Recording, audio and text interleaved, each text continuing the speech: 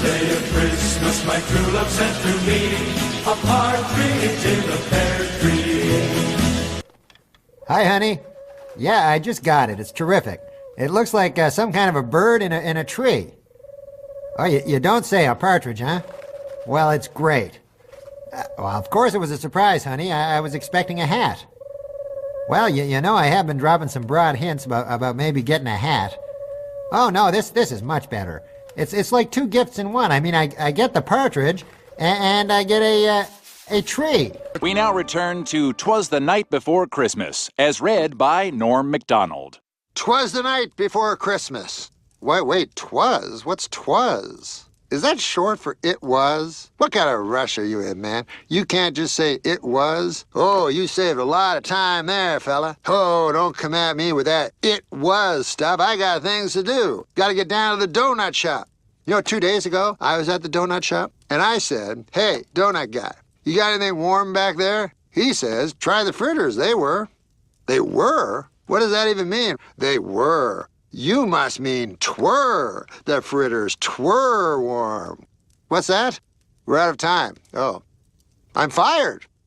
Hey, you know O.J. Simpson is a wife-beating murderer, right? Oh, right. Was. 'Twas!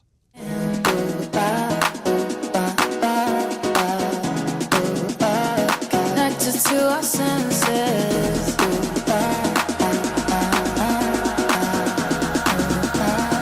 Found a way to let you in. My first guest, one of the best reasons to stay home on Saturday night. He's the anchor of Weekend Update on Saturday nights on NBC Saturday Night Live. Very funny comedian, old friend, Mr. Norm MacDonald.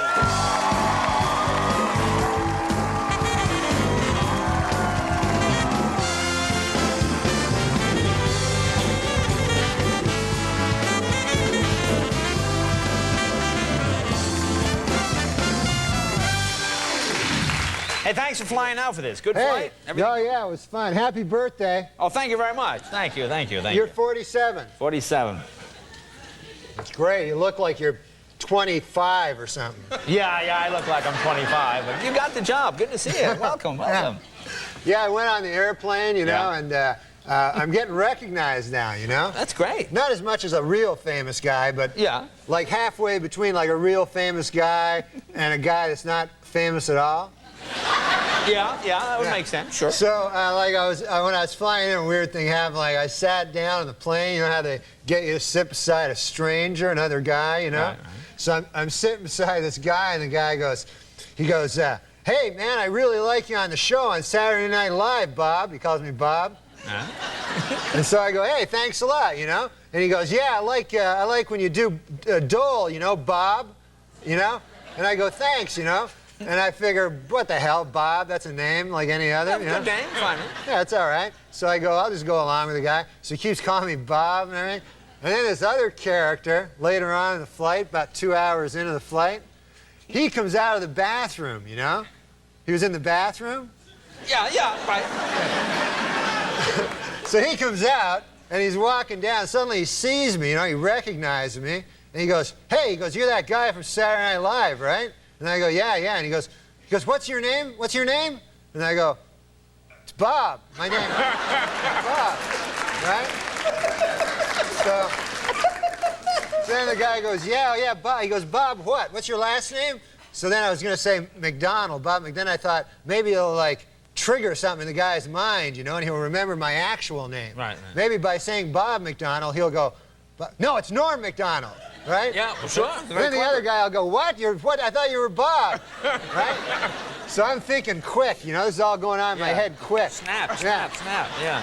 So I immediately realized I can't say McDonald, so I'm trying to think of another name. I have to say, you can't wait like 5 minutes, you know? right. You can't ponder it, go, what's my last name? Well, that's an interesting question. You have to immediately say something. So I said, Bob Kendall, like that. Because I used to have a teacher, Mr. Kendall. Right, oh, very clever, yeah. Very clever. So I said, Bob Kendall. So then the guy goes, yeah, Bob Kendall. Yeah, Bob Kendall. Made like a face like that. Do you ever do this when I'm on a plane once and I sit down and I'm sitting next to a guy, and he doesn't recognize. This is like before I was doing this. I like guest hosted like 3 times. Yeah. And someone passes by and goes, "Hey, how you doing? I enjoy work. Nice to see you." I go, "Oh." And the guy says to me, "Oh, what are you, an athlete or something like that?" I go, "No, me, I'm not an athlete." I said, "I'm a comedian. I guest hosted Tonight Show when Johnny's not there." And he says, "I watch your show every night. I've never seen you." Well, now I have to go find that. Now I have to go find the guy and bring him back to prove that it was really me on the show. But how you doing? Everything okay at your house? Everything good? Oh, yeah. Well, I'm having a little trouble. I have a cat, you know? You have a cat? I know you're a Sure. big cat lover. Yeah. Oh, yeah. No, I don't love them, but I have one. Yeah. I don't understand that. I keep it at a platonic level. Oh, I see. Yeah.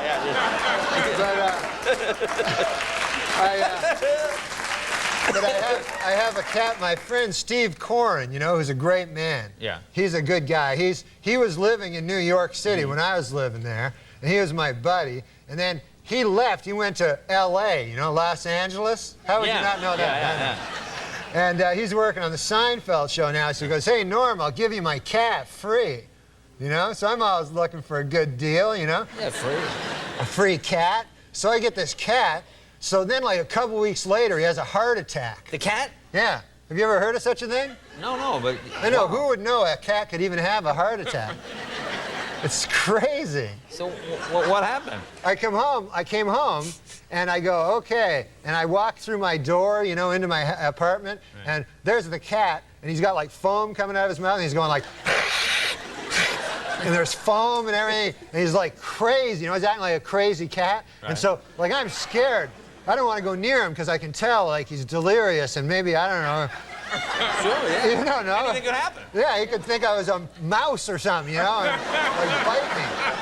So I go, I got to do something, man. My cat, something's wrong with him, you know. He's not supposed to be doing this. So quickly, I think quick, you know. Yeah. I grab the phone. I phone 911, you know. 911. And it turns out they don't want to hear about a cat. No, that's only for people, you know. They said that to me. They go, "This is for people." So I said, all right, I don't know what to do. What's the cat number? They go, "Just get off the phone." You know, they got to keep the lines free. You know what I'm saying? They don't want to. Yeah. So I don't know what to do. So my neighbor, you know, Bill. Right. Yeah. You know, it doesn't matter what his name is, but his name is Bill. So I knock on his door. Bill. He's not home. Some other guy's there. You know, I don't know what the hell was going on there. But the other guy comes. I don't ask questions, you know. Get involved. So I say, listen, I don't know who you are. I don't know what you're doing at Bill's place, but my cat is in deep trouble, you know. He's going, and he's got stuff coming out. So the guy goes, "We got to get him to a hospital, you know." So I go, "Look, I just phoned 911. I'm sure they don't want to see a cat at a hospital either." He goes, "No, there's animal hospitals, you know." So he took me to this. It's a place called an animal hospital. I swear to God, they actually have these. You can bring your cat there. Do you have a cat? Yeah, I know an animal hospital. I have them all over the place. Quite common, but yeah, go ahead. Okay. So I bring my cat in and I go, Doc. There's a doc there, you know. Right. They have doctors. For cats. They have cat doctors. So I go, "Listen, Doc, my cat." So they take him away, you know, and I'm sitting like they have a waiting room. It's exactly like a real place, except it's ridiculous, you know. So everyone's sitting around, they're worried, you know. "Oh, I hope my dog is all right," you know. So I go, so the guy brings me in the office and he goes, "Listen," he goes, "you know, your cat has had a heart attack." So I go, "Come on, my cat didn't have a heart attack." And he goes, "No, seriously." And I go, "How could a cat have a heart attack?" He goes, "Oh, many different things." He goes, "Diet, stress, you know." Like, how the hell could a cat have stress, you know? That's not true. This guy's just making up stuff, you know? You think he's making up stuff? Well, no, my cat has a big promotion coming up. He's got all worried, you know. You're worried about it. And, so I said to the guy, "Okay," I go, "fair enough, I'll go along with it." He goes, "Now," he says, "I'll let you visit with your cat. They have a visiting time." This is the oddest part of the whole thing. Yeah. They take you in a room, and then they bring your cat in, and he's all drugged up. They got him drugged. And they put him on like a gurney, and he's like standing there like this. And then the guy says, okay. He says, you only have 30 minutes to talk to your cat. So he leaves. You're in a room with a cat for like 30 minutes. It's like crazy.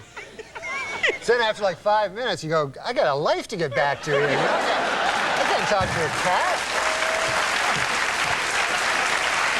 Well, Norm, very funny stuff. He's a good man.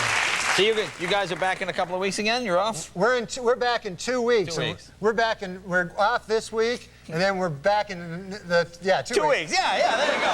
Norm MacDonald, thank you, Norm. We're right back with John Vincent and his pigs. Wait till you see these pigs. Oh,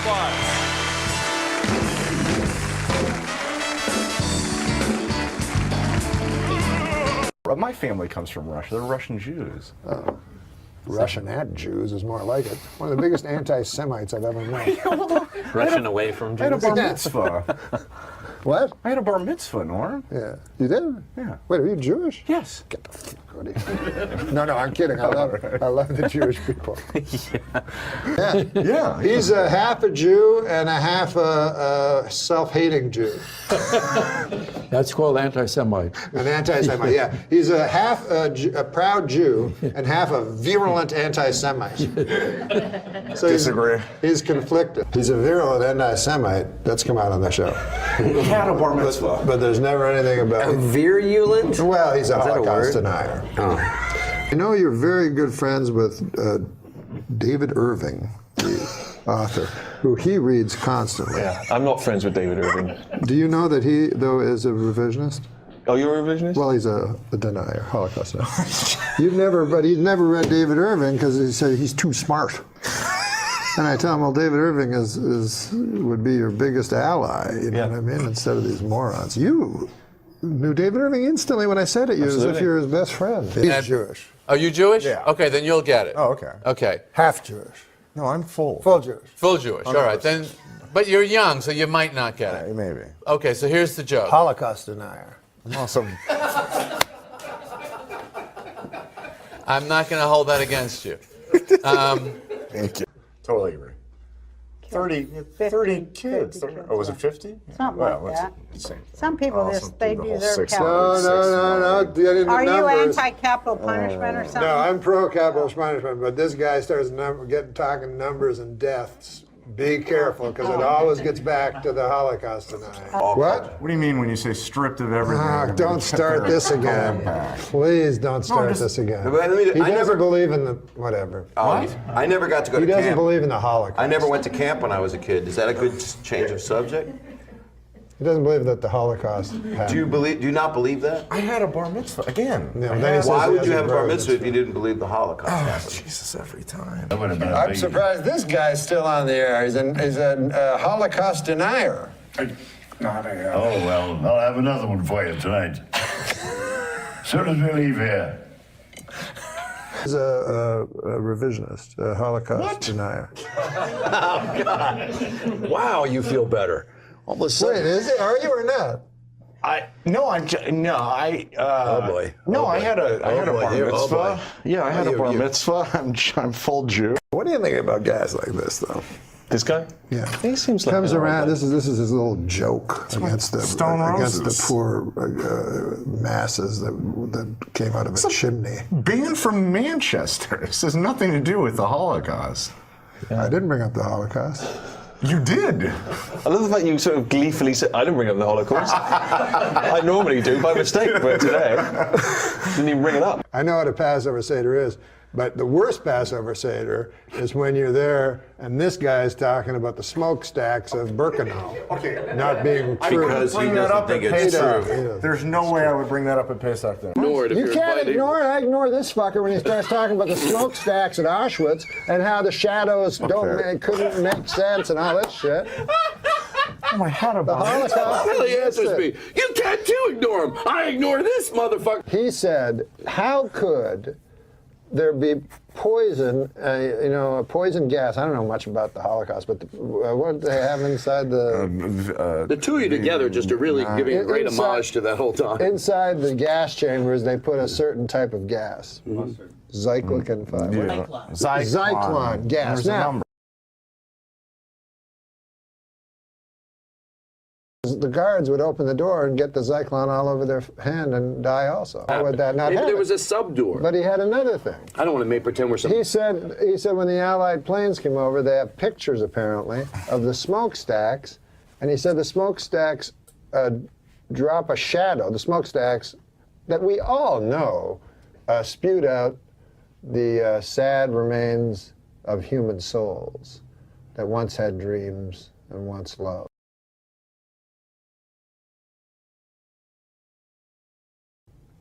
He says it's all a bunch of horse shit. He tells me this big story about how the pictures from the planes on Dachau and stuff don't show enough. The chimney is not long enough. It doesn't cast a long shadow enough to have possibly been big enough to service the killing machine of Hitler. That's what he told me. I've been saying that for years. Oh, yeah? Oh, okay. Well, you finally found someone to agree with you. I just don't know how 6 million people disappear from the face of the earth. Ask this motherfucker. He's the one that thinks that it didn't happen. Well, this is the closest I've seen to him admitting to the Holocaust, where he said, I think people have died. He's like 6 million, 600. What's the difference? I'm like, well, there's a lot of difference. There's a huge difference. Listen, everybody's entitled to their opinion. I say 6 million, he says 600. You say probably a number in between there somewhere. I need your love. You free my mind. I need your love. Yeah, you free my mind. It happened. Fire pit. It happened, but he goes, the numbers are all wrong. And then he goes, the other night he goes, 600 or 6 million, it's still terrible. I'm like, oh. Okay. That's not real. All right. Please Listen, tell me that's I just not want to true. say, I just want to say a few things. I don't have a manager. I don't have an agent. I did have a bar yes, you mitzvah. don't. I'm not a Holocaust denier. Maybe you would if you didn't fucking. He thinks he's going to get a manager and agent, Jew, with that kind of shit. And a lot of homosexuals died in the fucking camps too. Let's not forget. Norm, shut up. Well, I'm serious. What do you think? I have more empathy now? No, I'm saying. Oh, you there were should be more- homosexuals. you What should- happened? you should- What happened? I thought there was just Jews. You're telling me there were homosexuals were in with those Jews? We got to do something. There's not enough documentaries. By the way, I saw that film that you recommended me that you called a fantasy, Shoah.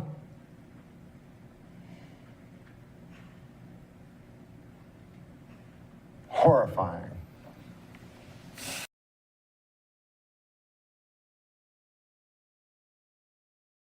You really don't like Shoah? Shame. Shame. Can't win them all. Fantasy indeed. Somebody's using the word Holocaust for a joke. That's It's terrible. that Chelsea stupid girl. Chelsea Handler. Yeah, she's got a guy and they love Holocaust, the word. God, what is with that? With that dwarf she's got with it, a misshapen dwarf. Yeah, and he's they not love a white. Holocaust. He's not a white man either. No. And they do Holocaust humor. Yeah, and I keep. Why does she keep repeating that joke? God, even that word. Terrible thing to bring up. Yeah. God Almighty. Yeah. I would agree. All right, I apologize to all the viewers. I'm not an apologist. You are an apologist. I noticed because I'm very bad with me being alone with my own thoughts at night. A lot of times if I'm just in a quiet room without the TV on, like I'll just think too much to go to sleep. Yes. And it could be anything. It could be like, oh, there's a kind of a program I want to maybe work on tomorrow on the computer. Yeah. Or it could be, hey, I wonder when I'll die. Yeah. You know, and that, so I like having the TV on just for that. Are you good with your own thoughts, just laying there in the quiet? I'm no good. No? I try to, because, you try something to get off the whatever the fuck you'd use to quiet your mind, Yeah. Whether it's booze or whatever the fuck, pills, whatever it is.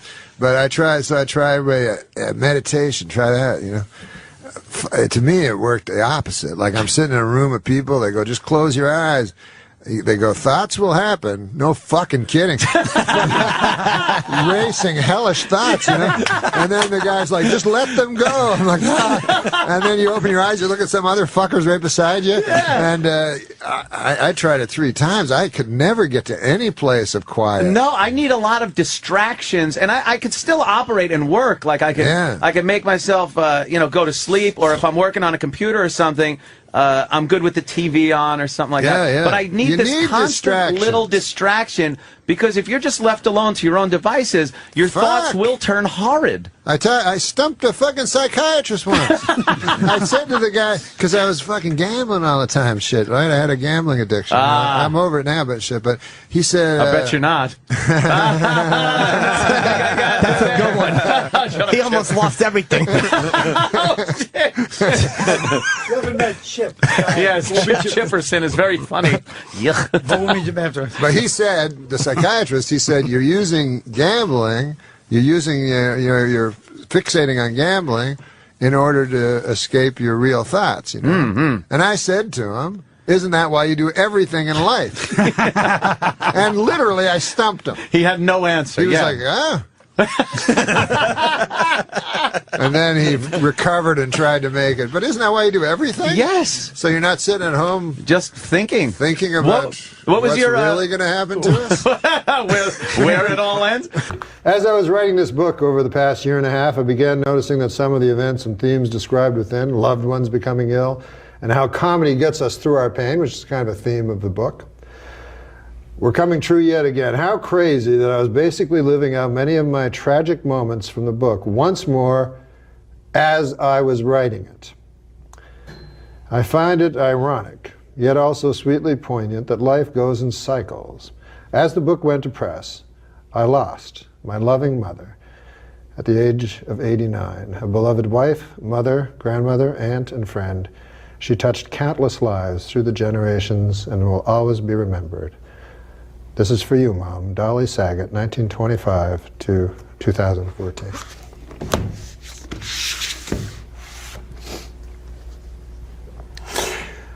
That's made up. She didn't die. You can't just cry. I don't want to. I did. I started to cry. You were starting to cry, yeah, and then my you went to mother. the joke. That's the story of how I lost Which is exactly my what mother. this book's all about. It is. You start to cry and you go to a joke. You do, because you don't want to let people into that. You have a lot of stuff that's happened in your life, and you don't want to. You and I have talked privately, and I've had some things, see what you do. Don't bring up any. But see, Bob was the first comedian that I ever saw perform when I was a boy, live, and I loved him. But one thing that bonds us as comedians is we're bitter and jealous, and we hate everyone else that has any success. But Bob, honestly, has never had an unkind word for anybody, and I love him, and I hope everybody else does, so I just want to say that. Thank you. So anyways, I'd just like to say, I know that Mr. Letterman is not for the mawkish, and he has no truck for the sentimental, but if something is true, it is not sentimental, and I say in truth, I love you. Oh, my God. Paradise with your body, I don't wanna share. We're making dynamite, explosive love intentions building in the air. How'd you get peace of mind out of the other shit? Well, when I was this is a weird thing that happened to me when I was young. Yeah. I don't know if this means anything. Let's try it. I remember it, but it was a moment I had that was it wasn't religious or epinaphic or anything, but it transformed me to some degree. Is that I was fucking so afraid of everything, and if I went to a store, I'd have to walk around forever before I could even face a person in the store to buy a pack of gum. I don't know why the fuck I was like this. Yeah. But anyways, when I was 9, there was we lived in rural Ontario, and there was a blind friend of my dad's that I had to. He said, "Take him to the store." I was like, what the fuck? Like, I have to take this blind fucker? And I'm already shy and shit. So I'm taking him to the store, and then the fucker wants me to explain everything, describe everything.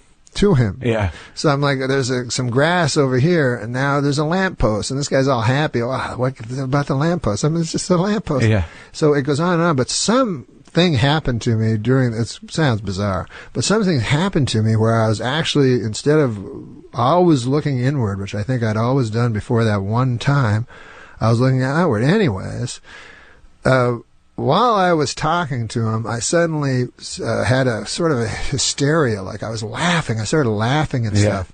And I don't even know why I'm remembering this, but I started laughing about everything. And everything seemed like very, very funny to me. And then a couple of weeks later, I saw a homeless guy, and he was talking about, he started talking to me. Yeah. And he was talking to me about John D. Rockefeller. He's like, I was at John D. Rockefeller's funeral. Yeah. And all this shit. Yeah. And I was laughing at him and shit. And then he started laughing. And I was like, it's all fucking crazy shit. Like, something came to me. Yeah. Where I started, and so now I find everything funny except like fucking real serious. Like, I have no fear of going on stage or anything about death and shit. Right. And so, but the other thing but the problem with laughing is I will get, it will build to a hysteria sometimes that I have to crank a couple of benzos to prevent a panic attack. You really? Yeah, I can get You panic can laugh attacks. yourself into an anxiety attack? Absolutely, yeah. I start laughing and then it gets out of control, like hysterical. It's and I still have extreme sensitivity to things. Like I can not to life things, but to like literature or art or something like that. I have incredible sensitivity. I kind of have to stay away from it. Like, what's an example? Like a painting or a... Yeah, fucking paintings. Like, I don't know anything about art, nothing at all. Really? But I have had fucking experiences that have been so hard on me. Like, one time I was in New York and somebody dragged me to a fucking art museum, which I hate art. Yeah. And I was looking at this picture of this girl, and I was like falling in love with her. She was so fucking beautiful, this fucking girl in this fucking picture. Yeah. And then a guide was telling me the fucking thing was written, drawn in the 16th century. Obviously, this lady was dead, long dead. Yeah. And here I am fucking in love with her. Yeah. And so I'm like, fuck it. I was like so hard on me for so many days. So I try not to. It sounds crazy, right? Not really. But I can be very... it sounds like that's a very good painting. It was an incredible painting. But like, it would make me cry. I didn't cry at my dad's funeral, though. Like, real life stuff seems so prosaic to me that it never really touches me much. So you have a sensitivity towards... Well, I mean, that's what art's supposed to do on some level. I guess for people like me that can't access feelings or something, it gets me. Well, yeah, I mean, I get that with I can get that with television commercials sometimes if I'm not protecting myself. Oh, you mean like where they really can manipulate? Well, yeah, you? Well, you jerk me around, but like I remember there was I can be manipulated without and know I'm being manipulated. Yeah. Like some movies, I'll just let it go. Yeah, I know. But like, if my girlfriend's afraid of something or needs some help, I'm like, I don't know what to. This is crazy. I mean, maybe you should call a friend. I can't. Maybe it's because we live in fantasy lives or something. I guess. I remember a kid when I was in grade school, we read Old Yeller. And the dog gets, then they got to put the dog down, right? That's a motherfucker. Yeah, and this kid, Jeff, was just like, sobbing uncontrollably as he read out loud. And they had to take him to the nurse because he couldn't pull it together. Oh, my God. So that's... they call it Stendhal syndrome. So there's a name for it? Well, there was this guy, Augustine Stendhal or something, some 16th century guy, but he had an art museum that was so beautiful. I don't know if it's anecdotal, but he was at an art museum where people would come in and have nervous breakdowns from the beauty of the art. But that can go either way with you. It can be laughter or sadness. Yeah, it's mostly laughter. The sadness doesn't throw me into anxiety. The laughter. What's the feeling though? Like at a joke, or you're with friends or something, and you can't get it out of your head how funny it is, and then you get anxious because you can't stop laughing. I guess it's that. Like I laugh a lot. Like that's fucking great as a comic. Yeah, I've never trusted people that don't laugh. Like I've worked on shows and shit sitcoms and stuff like that where the motherfucker doesn't laugh. Yeah, he's the head writer. Yeah, I'm like, you're not laughing at nothing. Yeah, and I don't it's know. all math to him. Yeah, it's math. It's like haiku or some shit. And like but the best guys I've met are the guys that are able to laugh and fucking We'll take a break. We'll be right back right after this with the Norm MacDonald. You're taking a break? What? We take breaks. The mics are off. Don't worry. Wait, is this King of the Road? Well, that's French. Ring, die, die. I could sing this song. It's King of the Road. Yeah. It's in another language. Okay, fade that out. Are you really good at finding things quickly?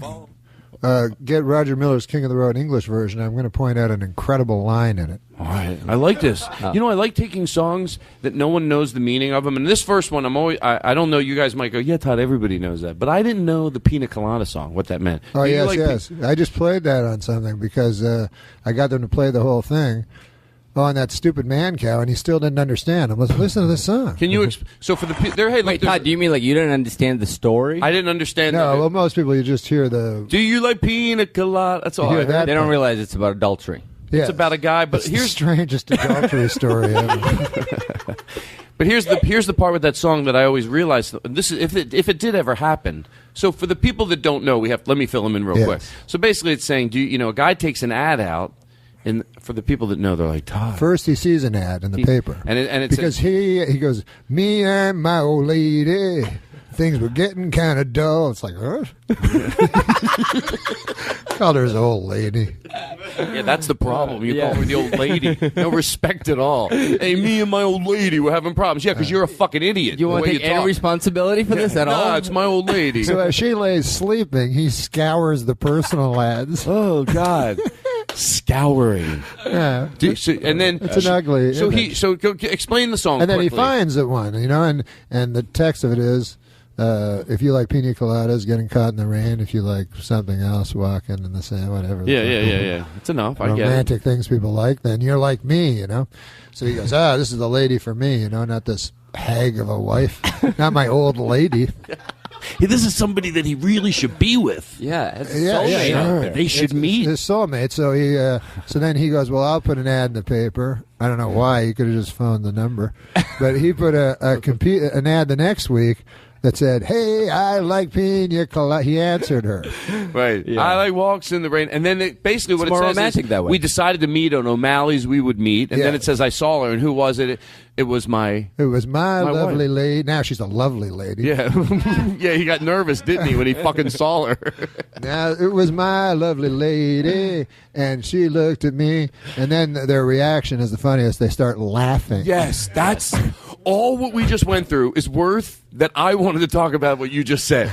Yes. Dude, think about what happened that night. Like, if that really did happen, well, basically you could say it's a love story about two people that realize the person you're meant to be with, you're with. No, but he also says, he goes, and then I said, I didn't know you like pina coladas. How this escaped him for the fucking 30 years he's been with his old lady. He never took a vacation near a bar. Caught in the rain. Yeah. So there's that. That explains that song. So did you find the other version that he was looking for? Okay, so it's you can speed it. You can play it in about the middle. Trailer sale for. We could just play it. It comes up. Don't pay no union dues. I smoke old stogies. Don't pay no union dues. What's more free than that? Short, but not too. It's true. Round. I'm a man of. So it's about he lives on a train. He's king of the road. King of the road. Now here, I know listen to this. every engineer on every train. All their children, all of their names. He knows all of their children and all of their names in the town where he just showed up on a train. That's not true, probably, right? It's just like he disturbing. Like I can understand he knows every engineer and where you can get a free meal, But all of a sudden, every lady he knows every child's name and where they live. No. So the police would go, were you in, were you in town last week? Like, a boy's body was found in a third boxcar 4 miles down.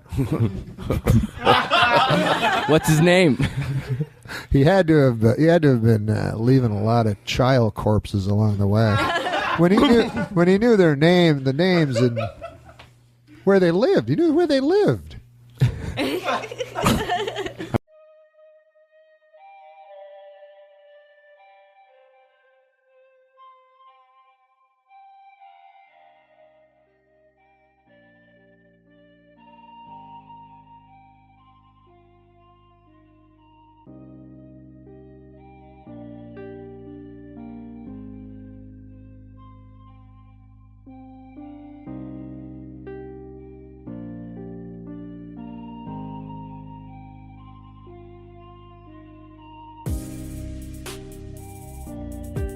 Meanwhile, O.J. himself may have some explaining to do. For months, he has denied hiding financial assets, including valuable sports mementos, from the Brown and Goldman families. But earlier today, Simpson pal A.C. Cowlings was stopped as he tried to leave the country.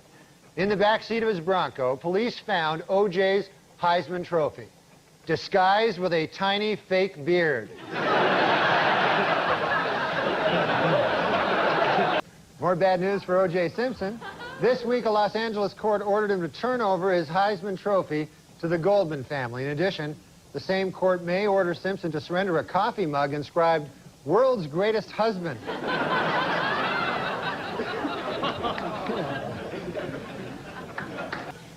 More followed from the recent conviction of British au pair Louise Woodward on murder charges. This week, her attorney Barry Scheck lashed out at the legal system, saying, quote, "What kind of sick society do we live in where an innocent girl is sent to prison, while a double murderer like O.J. Simpson goes free?"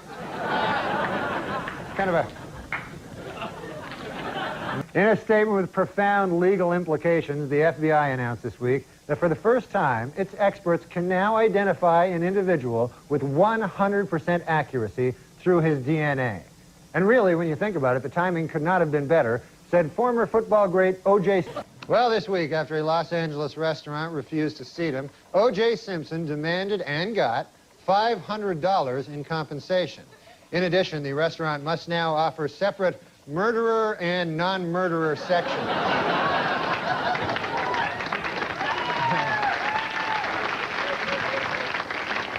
Not going to be good, but he was adamant. You know, Warren finally acquiesced and made the change. Never understood why he had to go. I would say that was just a really, really bad call. I think it must have been the O.J. joke. Well, it is finally official. Murder is legal in the state of California.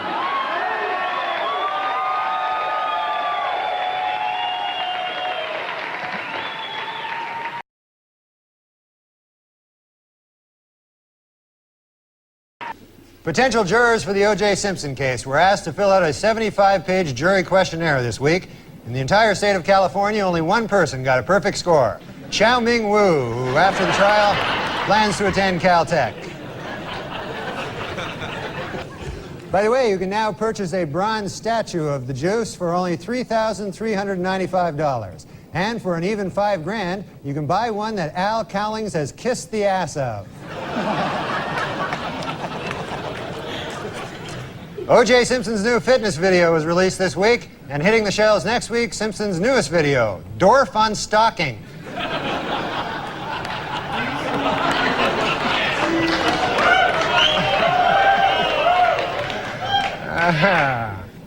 The crowd is torn.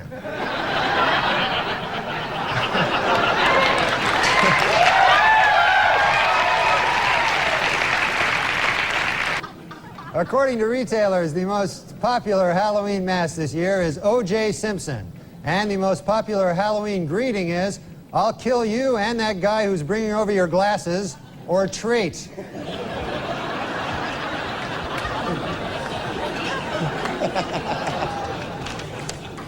And the Pope came out with a book this week, which contains a series of essays examining faith and morality in today's secular world and the changing role of the Catholic Church as it approaches the 21st century. The book is entitled, "God Himself Told Me That O.J. is Guilty."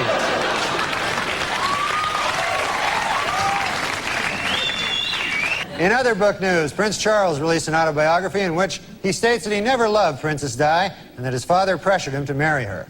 The book is entitled, "Of Course O.J. Did It. I mean, come on."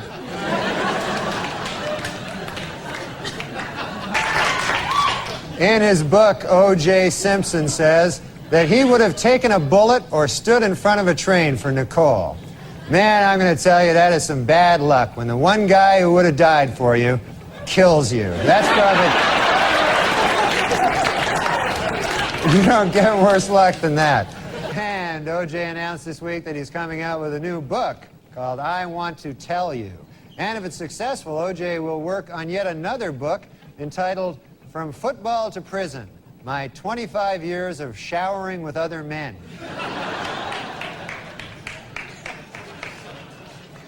And finally, in honor of the 50th anniversary of their first publication, Random House will be releasing special commemorative issues of many Dr. Seuss classics. The first to hit the bookshelves will be Green Eggs and Ham and O.J. is Guilty. Judge Ito was interviewed this week by a local TV station in Los Angeles. Asked by the interviewer if it was appropriate for a supposedly impartial judge to be on TV with his case still pending, Ito said, "Maybe not, but how appropriate is it to kill your ex-wife?"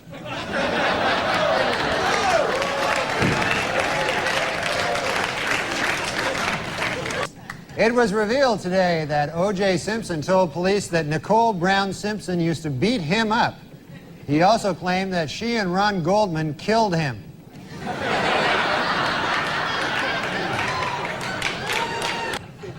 O.J. Simpson's lawyers have decided to skip hearings on DNA evidence and go right to trial. Asked why they did this, the lawyers replied, "We want to get O.J. acquitted as speedily as possible so he can get back to doing what he does best, killing people." Well, let's get to O.J. O.J. Simpson's lawyers say they don't want the families of Nicole Brown and Ronald Goldman in the courtroom during the trial. They're afraid the presence of the family members will just remind O.J. of how much more killing he still has to do.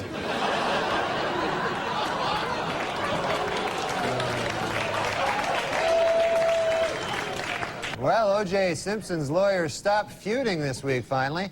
The Dream Team, F. Lee Bailey and Robert Shapiro, were able to put aside their differences and express their admiration for each other after O.J. threatened to cut their heads off.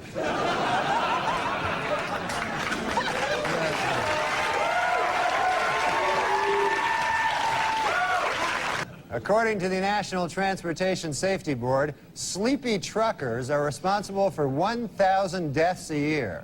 In second place, O.J. Simpson at 2 deaths a year. It was revealed this week that defense lawyer Johnny Cochran once abused his first wife. In his defense, Cochran said, "Hey, at least I didn't kill her like some people I know."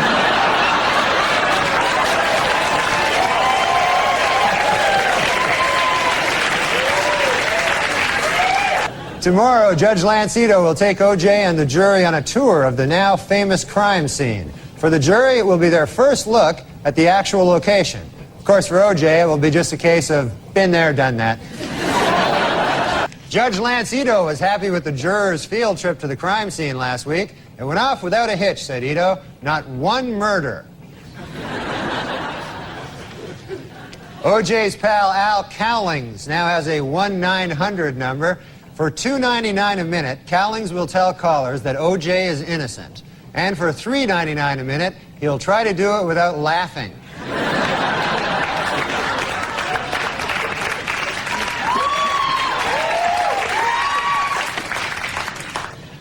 And this week, Simpson defense lawyers questioned witnesses about a half-melted container of ice cream found at the murder site. The Simpson defense has seized upon the ice cream for 2 reasons. 1, it may help fix the time of the murders, and 2, it was the only thing in the murder scene without any of O.J.'s blood on it.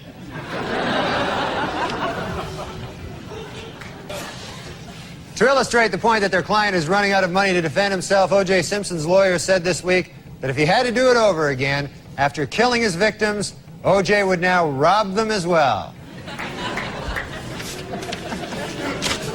That one you find troubling? We went. F. Lee Bailey said this week that if the defense only knew what Ron Goldman's last words were, they might be able to find the real killer. You know, if you ask me, Goldman's last words were probably, "Hey, you're O.J. Simpson."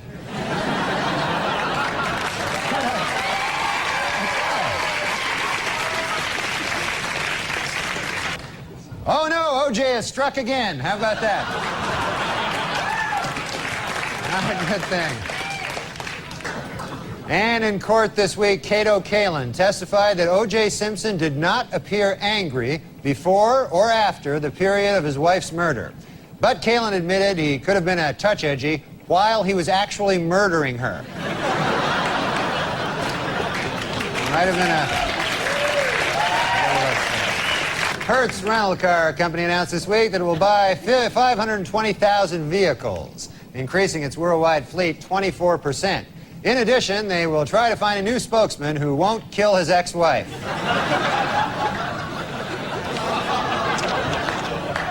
This week at the O.J. Simpson trial, the infamous bloody glove was finally introduced into evidence, and O.J. didn't help his case any by blurting out, "There it is, I've been looking all over for that thing."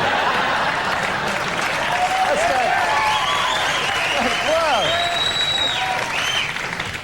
And a new shocker in the O.J. Simpson trial. This afternoon, Judge Lance Ito dismissed yet another juror, a 45-year-old African-American male, for failing to tell the court that he had once worked for Hertz Rent-A-Car and that he had once held Nicole Brown Simpson's glasses while O.J. killed her.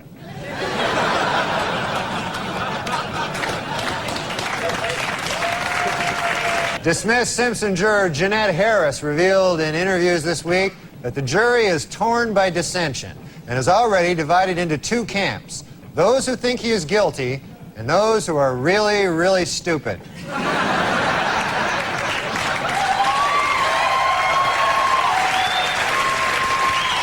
A bad week for the prosecution at the O.J. Simpson trial. Under intense cross-examination by defense lawyer Barry Scheck, LAPD crime expert Dennis Fung admitted that he may have contaminated the crime scene when he accidentally dropped a big bucket full of O.J.'s DNA.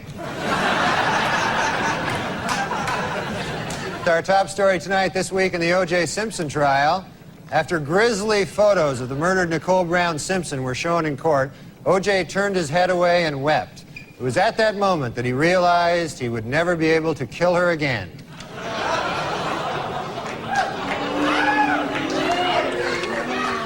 Well, in a questionable move by the defense team this week, O.J. Simpson demonstrated how to stab two people at the same time.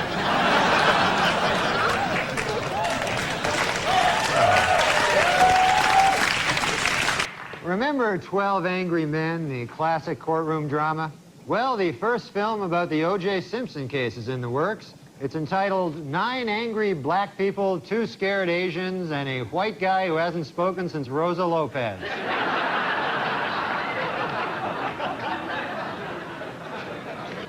Testimony during the final week provided some spellbinding moments. In a brilliant move during closing arguments, Simpson attorney Johnny Cochran put on the knit cap prosecutors say O.J. wore the night he committed the murders. Although O.J. may have hurt his case when he suddenly blurted out, "Hey, easy with that. That's my lucky stabbing hat."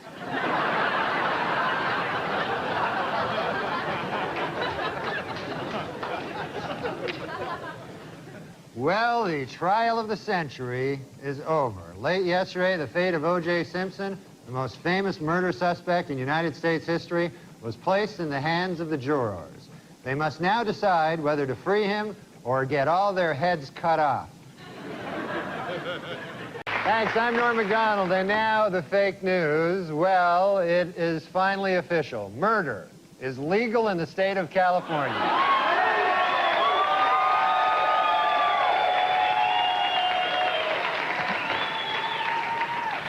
2 hours after the verdict, LA police had their first solid lead in the hunt for the real killers.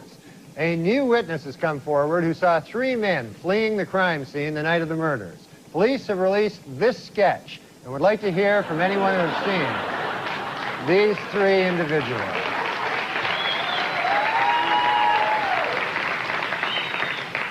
On Tuesday at 1:15, the moment the Simpson verdict was delivered, Court TV scored its highest ratings ever. An hour later, the channel went out of business. Well, that covers the main developments in the O.J. Simpson case this week, and after all, other important things are going on in the world. Now more O.J. Simpson. When Simpson trial juror Gina Rodborough returned home this week, her little girls were delighted to have her back. And no wonder. She lets them get away with murder.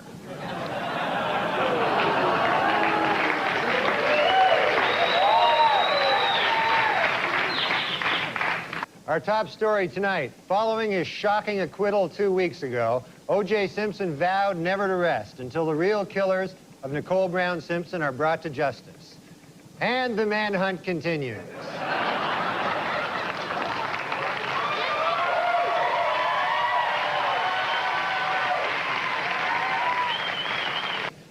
After initially vowing never to rest until his wife's killers are brought to justice, O.J. Simpson this week changed his pledge slightly. He now vows to have sex with hot-looking models.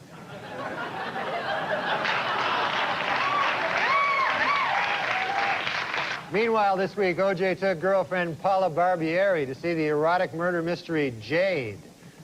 Other moviegoers took the couple's presence in stride, though they did become uncomfortable when O.J. repeatedly shouted out, "You call that a stabbing?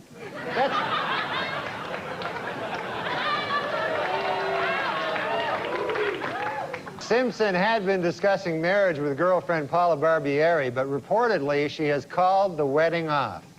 Her fear was that if they married, she would be brutally murdered, and then someone would try to pin it on O.J.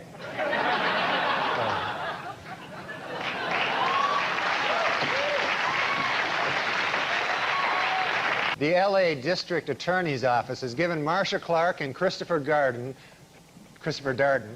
bonuses of over $10,000 for, quote, lengthy hard time duty, unquote, in the O.J. Simpson case.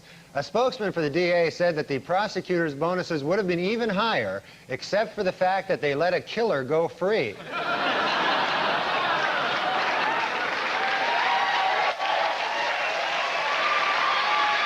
According to a report out this week, O.J. Simpson is still extremely angry that Robert Shapiro began writing a book while he was defending the football legend. However, Simpson is extremely pleased that he got away with killing his wife and that waiter.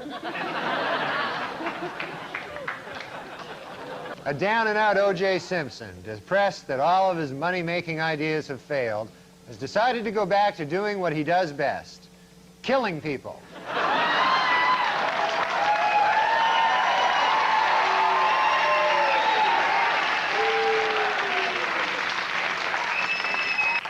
In a surprise move, O.J. Simpson has offered to give an interview to CNN with, quote, absolutely no ground rules. But interviewers Greta Van Susteren and Roger Cossack have asked for one. Don't kill us.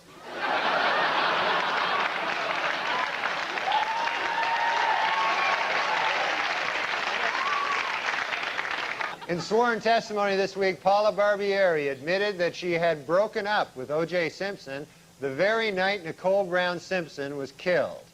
Boy, that had to be a tough day for O.J., huh? First he gets dumped by his girlfriend, then Colombian hitmen kill his wife. Man, that's... You gotta...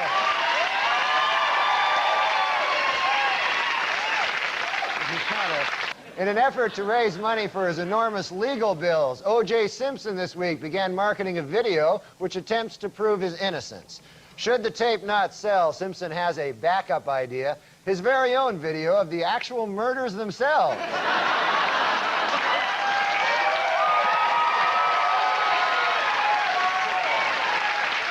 This week on NBC's Dateline, 3 members of the Simpson jury explained their not guilty votes and argued that if Simpson had killed his wife, there should have been blood stains all over his gate, front door, and light switches. Also this week, Simpson friend Al Cowlings released his video, How to Get Blood Stains Off Gates, Front Doors, and Light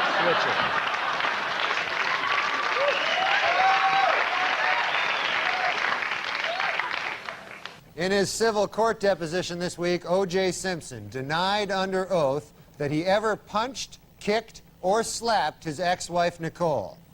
Oh, great. As if O.J. isn't busy enough tracking down the real killers. Now he's got to track down the real wife beater, too. This guy is crazy.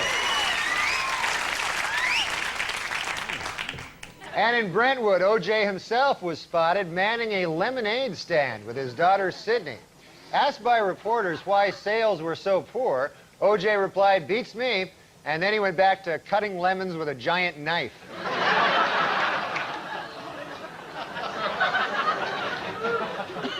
A new development in the O.J. Simpson civil trial this week. According to sworn testimony, Nicole Brown Simpson had told her therapist that she was afraid of getting beaten by O.J. Simpson. Asked why he didn't report this earlier, the therapist said, "I was afraid of getting beaten by O.J. Simpson." I said getting beaten, and that may have hurt a little. According to a Senate Committee on Violence, Denise Brown has done more to bring attention to the cause of battered women than any other person. Well, almost any other person. Once again, O.J. gets the short shrift. In Los Angeles this week, Lyle and Eric Menendez were found guilty of first-degree murder. So, to review California law, it is killing your wife, legal. Killing your parents, illegal. A shocking new development in the O.J. Simpson case. Late this afternoon, a high-ranking official in the Los Angeles Police Department admitted to Geraldo Rivera that the police did conspire to frame O.J. Simpson for the murders of Nicole Brown and Ron Goldman. However, they called the conspiracy off when they got to the murder scene and found that O.J. really did do it. While in England, where he spoke at Oxford University, Simpson had defended actor Marlon Brando's criticism of Hollywood Jews. Later, from his island hideaway, Brando sent O.J. a telegram which read, "You're not helping."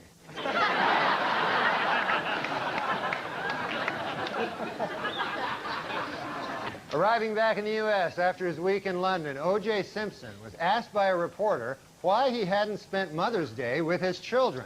A visibly annoyed Simpson replied, "Idiot, I didn't spend Mother's Day with my kids because I killed their mother."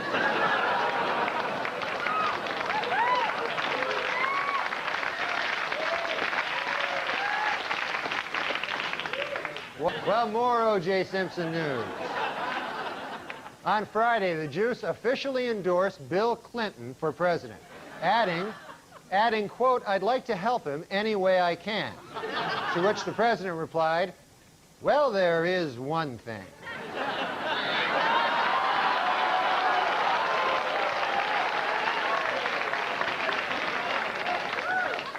In Los Angeles this week, the defense suffered a setback in the second O.J. trial when Simpson was ordered to turn over a secret videotape which lawyers say contains proof of his guilt. What's on the tape? The first O.J. trial.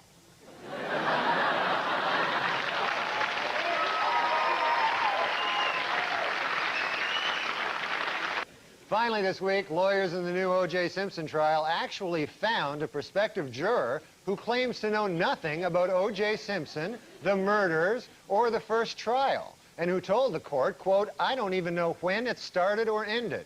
Unfortunately, the man had to be disqualified when it was learned that he had been a juror in the first O.J. trial.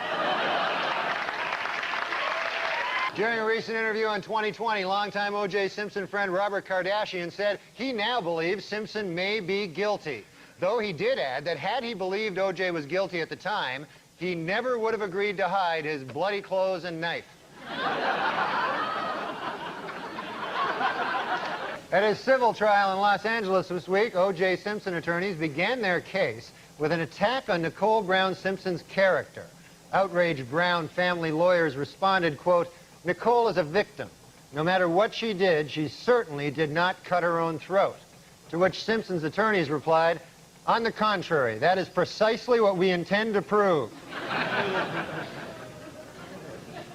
At the Simpson civil trial this week, O.J. and Fred Goldman got into an explosive shouting match. Mr. Goldman bellowed at O.J., "Don't give me that damn look," while O.J. shouted back, "I wasn't even looking at you. You're just mad because I killed your son."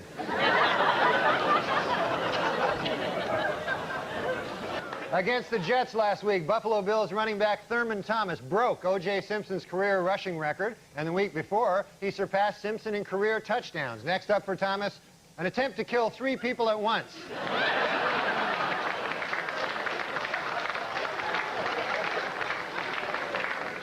O.J. Simpson was in a different courtroom this week, attempting to regain custody of his 2 children.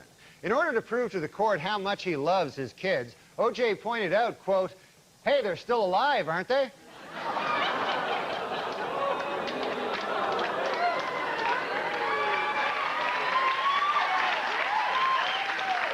This week in Los Angeles civil court, an FBI expert testified that shoe prints left by the killer exactly match shoes belonging to O.J. Simpson.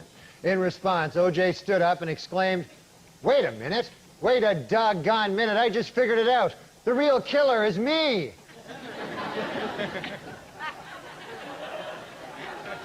According to researchers in Australia, koala bears have fingerprints so close to those of human beings that they could easily be mistaken by police at the scene of a crime. It should be noted, however, that the research was funded by O.J. Simpson. So,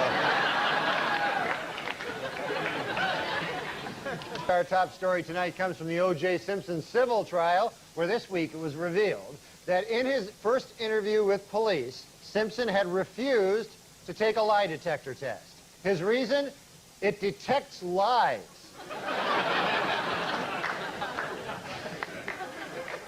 This week at the O.J. Simpson civil trial, the focus shifted from the defendant to the alleged character flaws of Nicole Brown Simpson. Attorney for O.J. hammered away at her lifestyle, citing sexual promiscuity, drug use, and the fact that she married a double murderer.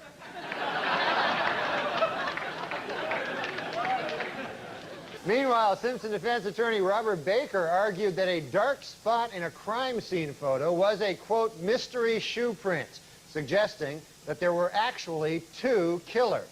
O.J. hopes this will support his theory that he did not act alone.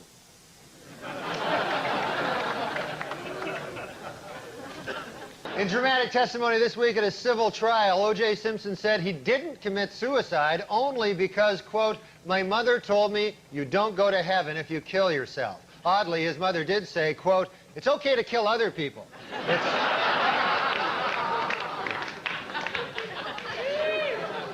In a unanimous verdict this week, a Santa Monica jury found O.J. Simpson liable for the wrongful deaths of Nicole Brown Simpson and Ronald Goldman, awarding the plaintiffs damages of $8.5 million.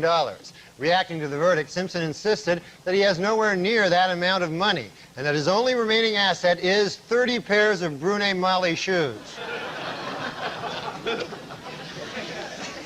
The announcement of the verdict came toward the end of President Clinton's annual State of the Union address, and to many observers, completely overshadowed the event. Even the president was distracted during his speech, waiting to hear exactly how much it costs to kill your wife.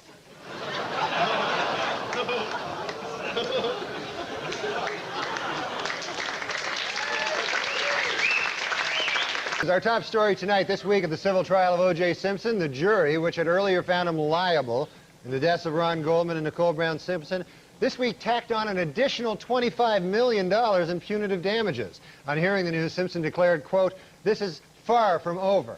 Asked to clarify that statement, O.J. said, quote, "I'm going to kill more people. What do you think I meant?" The first place in Weekend Update's Most Romantic Valentine contest goes to David Delafera of Kearney, New Jersey. Yesterday, Mr. Delafera, who works as a fireman here in the city, climbed the ladder of a fire truck up to the 3rd floor office window of his girlfriend, Alexandra. There, with a dozen roses and a wedding ring, he proposed to her in front of all her co-workers. Congratulations, David. And coming in last place for the 3rd year in a row, O.J. Simpson. At a book signing in New York this week, Fred Goldman once again offered to forget the millions owed to him by O.J. Simpson if he would simply admit to the Brentwood murders. A visibly annoyed O.J. responded, "Why in the world would I do that when I have no intention of paying you anyway?" More bad news for O.J. This week, HarperCollins reached an agreement with the Brown family to publish his late wife's diary. Especially troublesome to Simpson is this final entry. "Dear Diary, I have to run now because O.J. is here to murder me." And also the guy who returned my glasses. I think he might murder him, too. Also this week, a California newspaper revealed that O.J. Simpson was awarded custody of his children mainly because a court-ordered psychological test showed that he is a loving father. It should be noted, however, that the same test also showed that he was a loving husband.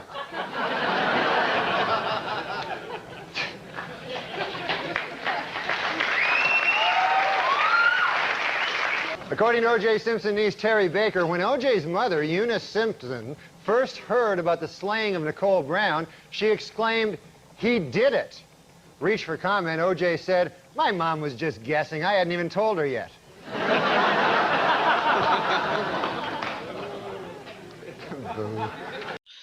And then you mentioned before, Norm eventually got fired, and the rumors were that it was too many OJ jokes and that sort of thing, which is ironic because you told me that wasn't really a rumor. I mean, that was that's why. Yeah. Now, a lot of people don't realize that Norm could have stayed if he had agreed to let them fire Jim Downey. Jim is one of the best writers in the history of the show. He had been head writer for many years, but he could have stayed if he had agreed to fire Downey. And people ask me, well, why didn't? And he never. And I'll tell you another thing. You talk about Norm. From what I know, I don't know anybody. I mean, I was in touch with Norm, but I hadn't seen him in a while when he, when I heard he passed away. I certainly didn't know he was sick. I'm sure his producing partner and, really like a best friend, his Lori Jo, I would assume she knew. I don't know if he told his family. Norm never told Jim directly that he could have stayed at SNL if he fired him, but wow. Jim heard it from other people, not just me. It wasn't even a thought that he was like, oh, they said I could keep doing it without Downey, but I'm not doing that. Yeah. It wasn't even a discussion. I don't know if that answered, I don't even remember the question. No, we were talking about OJ, and actually it reminded me. OJ. Oh, yes. Look, it was Don Ohlmeyer's friend, and we just kept hammering him, right?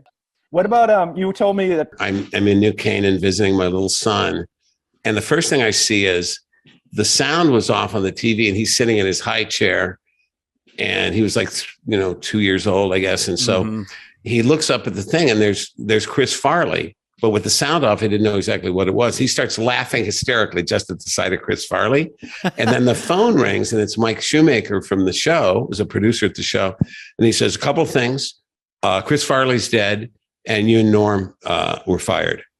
Wow. And so apparently, and later, and guess what? It was like 3 years later, Norm told me, and he had never said this to me, because if our positions were reversed, I would have said it right away. He said, they told me like it wasn't, that they were only firing you, that I was welcome to stay. And I said, I won't do it without Downey. And so they said, okay, motherfucker, be our guest. So that's how Norm came to be fired. He went out of solidarity with me.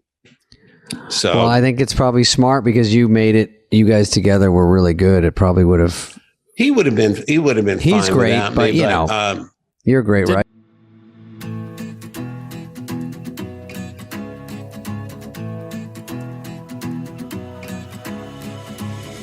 I've been searching for what's missing, but the answer. Our top story tonight comes from the O.J. Simpson civil trial, where this week it was revealed that in his first interview with police, Simpson had refused to take a lie detector test. His reason? It detects lies.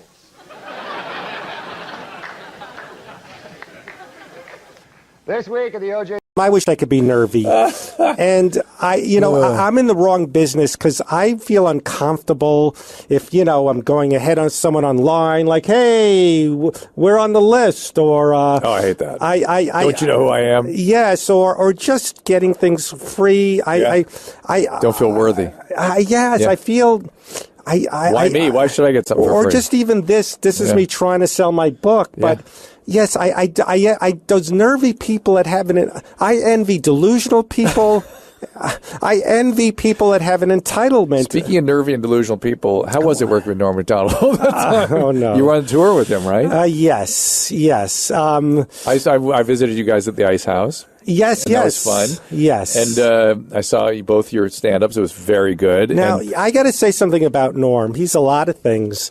He's nervy and what? No, he's insecure.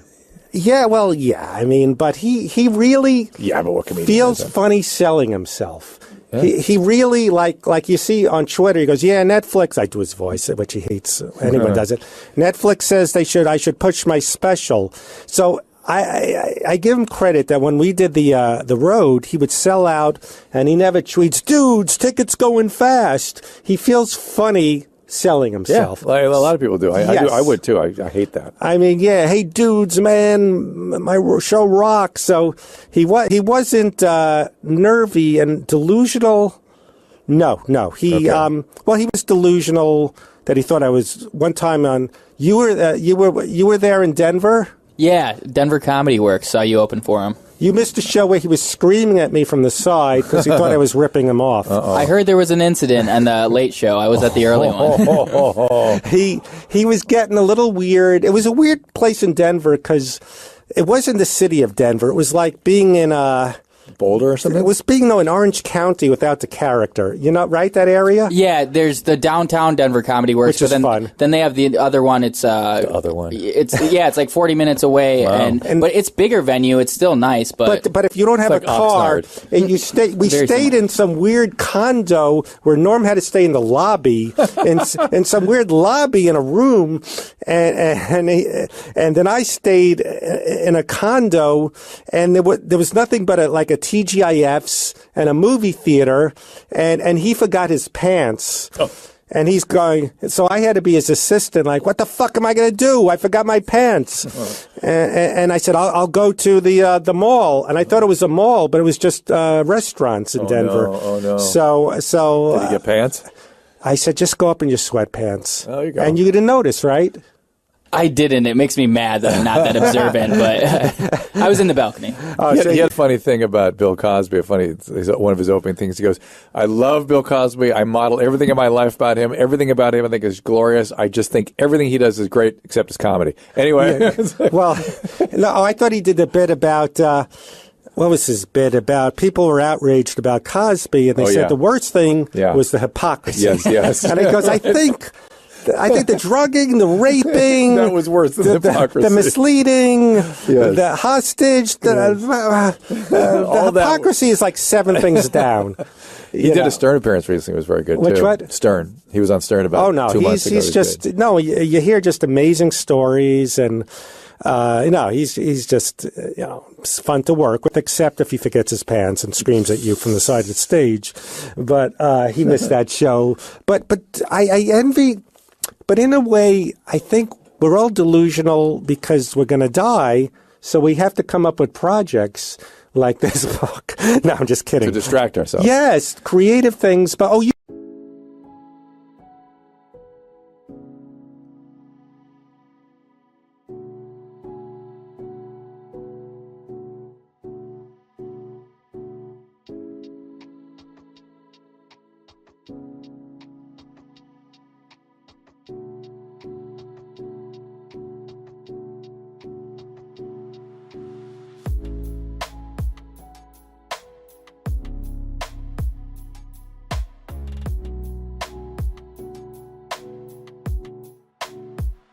Yeah, do you know Nikki Cox? Yeah. She's still with Jay? She's with Jay Moore. Yeah. But when she was on my TV show, she was with Bobcat Goldthwait. Oh, that's right. Yeah. I'm not a skilled interviewer. Let's fucking face it. I'm not a skilled. But what do you think is wronger? Wrong more wrong. What would you think is more wrong? Having sex with a child, human being, or an adult pig? Like, you've got to do one. That's the You got to options. do one. Yeah, you're on a deserted island. But do you actually think that they would like a man's sperm?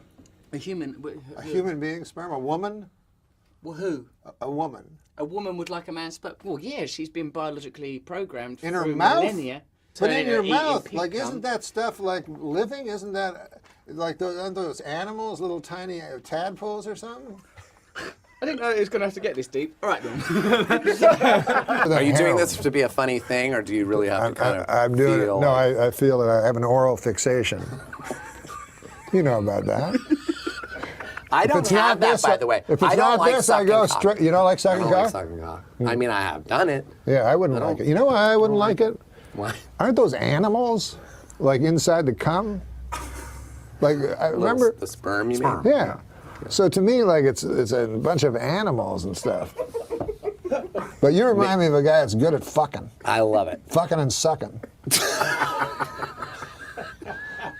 Let's say you had an exact twin. Uh-huh.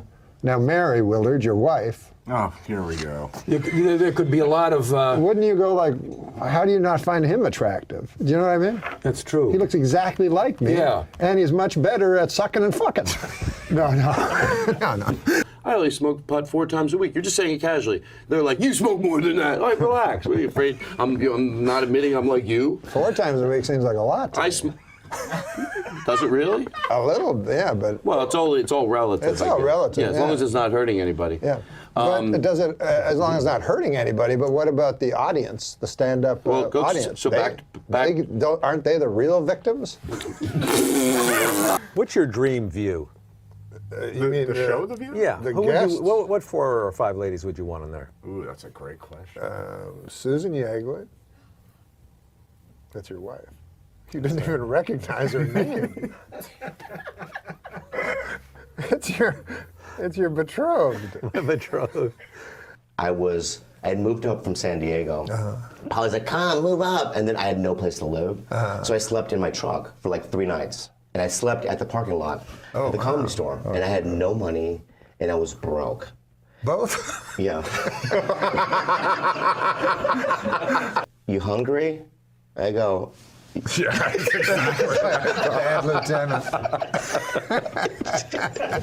Open your mouth. No, you didn't do. Like a baby bird. Yeah. Okay. So, yeah, and then he. So you said yeah. Yeah, I go yeah, and he took me Am I to. hungry? I'm broke and I have no money. What do you think? I'm hungry. I'm hungry. Plus, I want some food. Do you feel you have white privilege?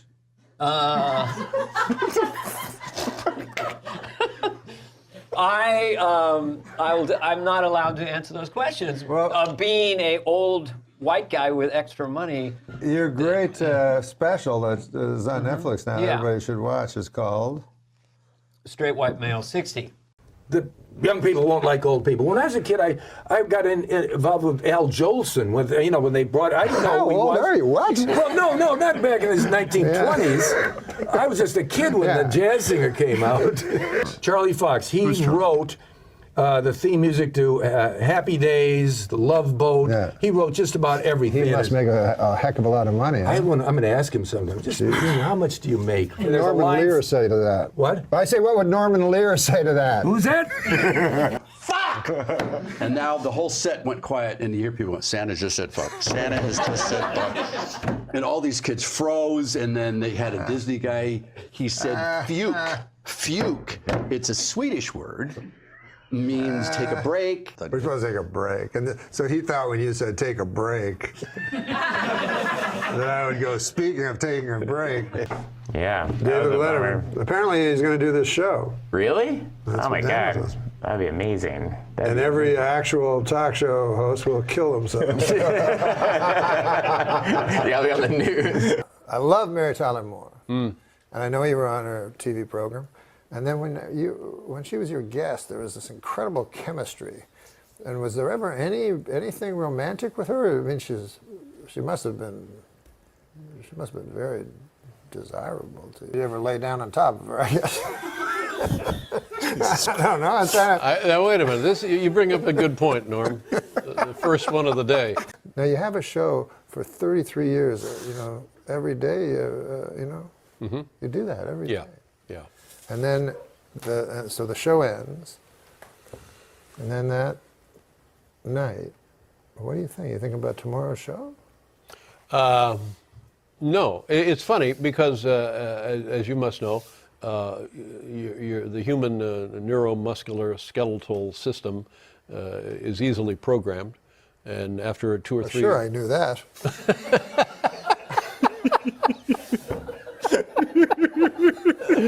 And so after as soon as you said that first word. You could executive produce a show with Sebastian Mancow as the star. I could do that. Yeah. And well, what fun is that, though? Where's the fun part for me? Well, no, there's no fun for you. There's no fun for me. No, that's true. It's but what's the fun for you in giving a homeless guy spraying a handful of quarters and watching him dodge in and out of traffic? No, but so there's no are there no bars like the same way as there were gay bars when gays were? I couldn't go there. Oh, of course Can't not. you see that? I forgot. Yeah, you and me hanging out at the trans bar. I just don't, I don't think it's going to work. No. Yeah. Well, nowadays we oh, can, yeah, but- well, that's true. Yeah, that's true. Wait, I haven't come out yet. Hold on a second. I am firmly on the side of womanhood now, but I am not a woman, nor will I ever be. 3 sentences later. I use the women's restroom because I am a woman. I changed my gender on my birth certificate to female because I am a woman. So there's a little confusion there, right? Not for me. What's wrong with that? Well, here it says I am not a woman. Here it says I am a I always get anxious when I'm on a plane and I see a much bigger celebrity than me, and I think, well, if this goes down, Is that I'm going to almost get mentioned. every I'm going to be flight? like small print almost every flight. Yeah. All right. We'll be back in a second. Unfortunately, the radio station launched the day after Princess Diana died, so it was quite. It wasn't quite the sort of fanfare and celebration. Now a bit like when Farrah Fawcett died, and then it was usurped by Michael Jackson. Somebody told me the Queen murdered her. Yes, she did. Yes, that's well known in England. Yeah. I'd like to apologise to the Queen. England's not doing well financially. Right. Can't you get you call them your mates? Mm-hmm. They're friends. Yeah. Everybody else in the world, they call them mates. Sure. Get a couple of dozen of your mates and go down to that Buckingham Palace and kill the old bag. To what end? Money. Right. Are you an old sea captain? What is this shtick that you? Because I'm pretty sure I've watched some of these other editions of the show, and I'm pleased to see that I've broken from the rule of only having white blokes on the show, which seems to be you only have white men and Roseanne Because it's supposed to be a comedy. Right. But it's supposed to be. It's supposed to be. It's allegedly. I still, feel that. I still feel in my heart, and I can only go by my heart. You know what I mean? I'm not a person that goes by my brain. I just go by my heart. That Bill Hader is ultimately unknowable. Yes, that's true. What do you think? I don't know. Okay. All right.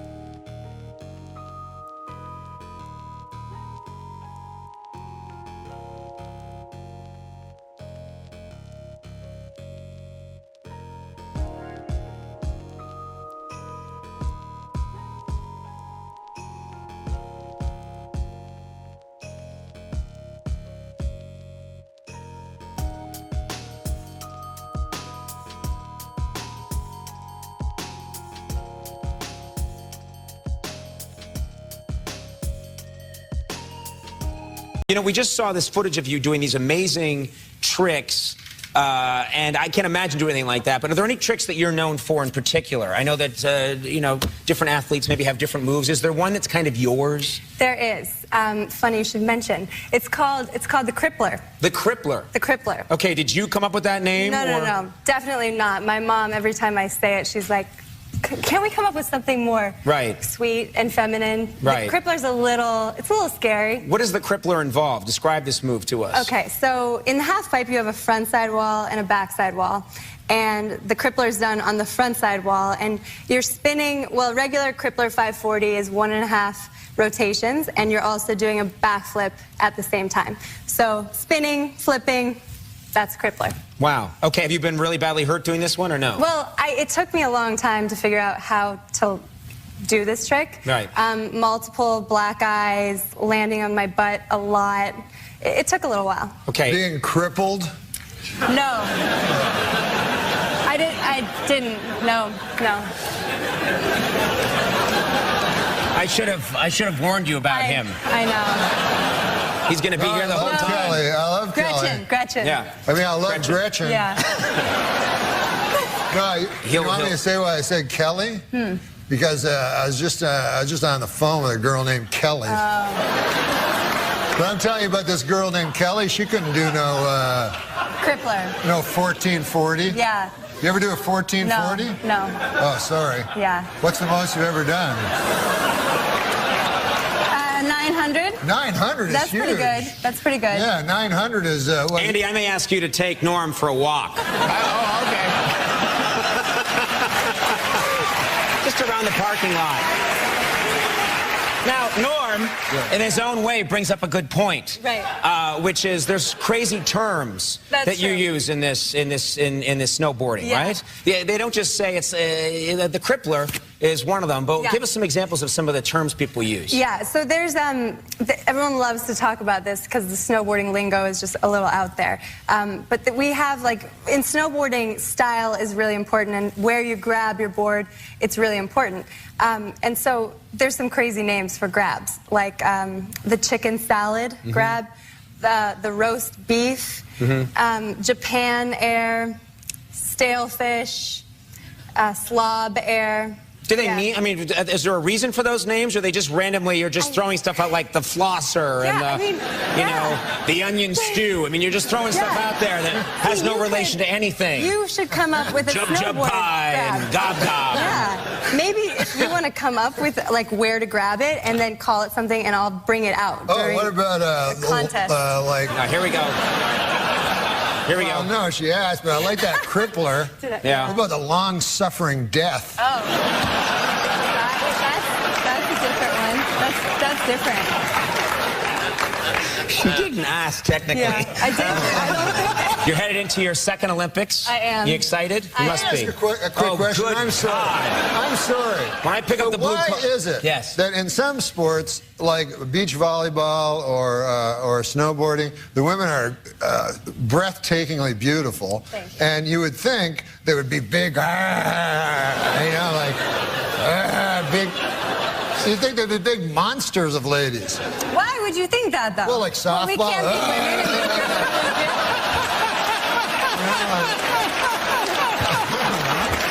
women. He's brilliant, Byron Allen. He had that Comics Unleashed. You ever do that? Oh, you couldn't be more leashed. There's nothing. It's not like there's nothing unleashed about it. It's not like you would have like Lenny Bruce on and like. And he has no segue. So this is what he said to John Lovitz one time. He said, he just turned to him from, he's talking to Schimmel, and then he goes to John Lovitz. He goes, "Now, John, I understand you're growing older." What's your favorite religious movie? I loved Passion of the Christ. Did you? Although I will say I thought it was very anti-Semitic, because every Jew looked like fucking Lovitz. You know what I mean? They're all like, hook noses and stuff. So I could see the anti-Semitism. Remember when you had that show? Do you still have that show at the Laugh Factory? Yeah, every Tuesday. I When you enjoy coming that in? show. Did you ever do that? Because on Tuesday, for a long time, I would drive by the Laugh Factory and it would say, John Lovitz.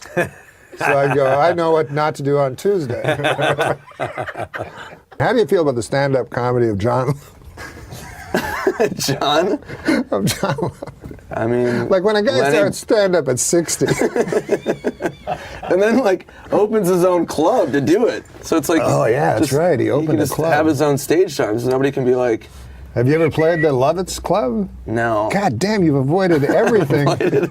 Every comedy landmine. Yeah, I squeaked by. Norm has a CD. It's called Norm MacDonald. Ridiculous. It's coming out September 12th. It's a comedy CD, of course. And you got some famous people, a.k.a. friends of yours, to do some bits on there with you. Is that right? Oh, yeah. Some of my friends did it. So it was Will fun. Ferrell, correct? Yeah, the great Will Ferrell was in it. He was kind enough to do it. Molly Shannon? Yes, the great Molly Shannon was in it. She was kind enough. Some of this will be repetitious. Is Tim Meadows great, or is he superb? Tim Meadows is a real talent. You got John Lovitz on there? Yeah. You ever see that guy play softball, by the way? Speaking of baseball and hats, you ever see him hit the ball? I've seen him do stand-up. He tried starting stand-up when he was 50. Really? What about those Subway commercials? That's kind of... Yeah, it's great. He got a catchphrase for the first time in 18 years. And what's the catchphrase? Eat fresh. Oh, eat fresh. And he gets to wear a bathrobe on TV. I buy Subway sandwiches. No, he's a really funny guy. He's hysterical. How long? Up here? Yeah, no, I listened to that show, actually. Yeah. What happened the time you and Norm MacDonald played tennis? There's a story that he showed up in a leather jacket and jeans. Yeah, I know. I know. He tells that story, and I don't know why he's so into it. Oh, it's But I play it's a tennis funny all the visual. time. It's a funny visual. Him Well, dressed like it's- that. What he left out is that we're playing, and he I play all the time. He never plays, right? But he can get the ball, but he dinks it back, and he has no rhythm. Anyway, when someone just like floats every ball, if you're not used to it, you can't get any rhythm, and it's just hard to play. So he won, but what he left out was after every point, he'd leave the court for like a minute and brag to his assistant about how, look what just happened. Then he'd come back, 1 point, he'd leave again. So I go, Norm, do you want to play? And he just kept leaving. It was very frustrating, and so he won. So then I said to my coach, I go, how do you beat a guy like that? It's so frustrating. The ball's just, and my teacher's guy, Alex Olmedo, who's you're into sports, look him up. He was a champion college player, Wimbledon champion, Rod Laver, Emerson, who won Wimbledon, and he's in the Hall of Fame from Peru. Great guy. So he said, just step in and take it early. And I go, could you beat someone like that? He goes, what are you kidding? I'd kill him. So I go, all right, fine. So then we played again, and then I just, I creamed him and I beat him. So and also, I wasn't trying as hard the first set because he was, he's not as good, so I'm just taking it easy. But then And he was wearing jeans and a leather jacket. Well, he beat you 6-0 the first time, didn't he? No, he wasn't wearing. I don't remember what he was wearing. He didn't beat me 6-0. He's full of crap. That's what he told him. So then we played again, and then I beat him quite easily. And he goes, let's play again. I said, no, I don't play you again. Because when I knew he'd want to play after I beat him, the last time we played, I beat him, and that's that. Give us a good league but of the... he cheats. He cheats, and of he's course not he does. fun to play with. Of course. So he tells this story, Right. Give us a good league of their own story. Lovitz! Just back off for a second. Yeah, he's being Lovitz. This is what Lovitz does. I know. man. This is what he does. Him and Norm, both of them. Give us a good league of their own story. What did you play tennis with John Lovitz? What is that? No, I played tennis with John Lovitz. Goes every day to the Beverly Wiltern Hotel. It's an expensive Beverly Hills hotel. I don't know what it's called. But anyways, the guy there, the coach, is Alex Olmedo, who's a Peruvian tennis player from old, and he very good. He played, he beat Ron Laver 3 times. Right. And so he's 60 or whatever, but a Peruvian 60. Does that mean he's a young 60 or yeah, an old 60? a He's a young 60. Yes, sexy. Peruvian 60, I like that. Yeah, Peruvian 60. So you could still imagine him with a lady. Right. You know what I mean? Like my father when he was 60, it would be hard to imagine. Yeah. But a Peruvian, you can imagine. You can easily imagine. You know what I'm saying? Yeah. Because my father, he doesn't know. He'd get you a Casio watch to a lady. That would be his thing. But these guys, they're more champagne on your spine, my darling. It's a whole different thing. Anyways, so it has nothing to do with his way with the ladies, the story. But John Lovitz got lessons from him every single day at this hotel. Yeah. So then he told me that he was really good at tennis. So I was like, I could beat you. You just assume you can beat John Lovitz in anything, right? Yeah. Because I played tennis 4 times. Yeah. I figured that's about what it would take to beat John Lovitz. So I said, yeah, I'll play it, And he goes, you'll never beat me. I play everybody. What are you talking about? I go, no, I'll play anything you want. So I go to the place, and I'm in my jeans and a leather jacket. I don't have clothes for tennis. I only played 4 times. So I get there and they give me a club and everything and a tennis racket. And I know, clearly I'm going to beat John Lovitz. So we start playing, and, I just keep tinking them over a little bit, the little backspin, near the net, whatever that shot's called.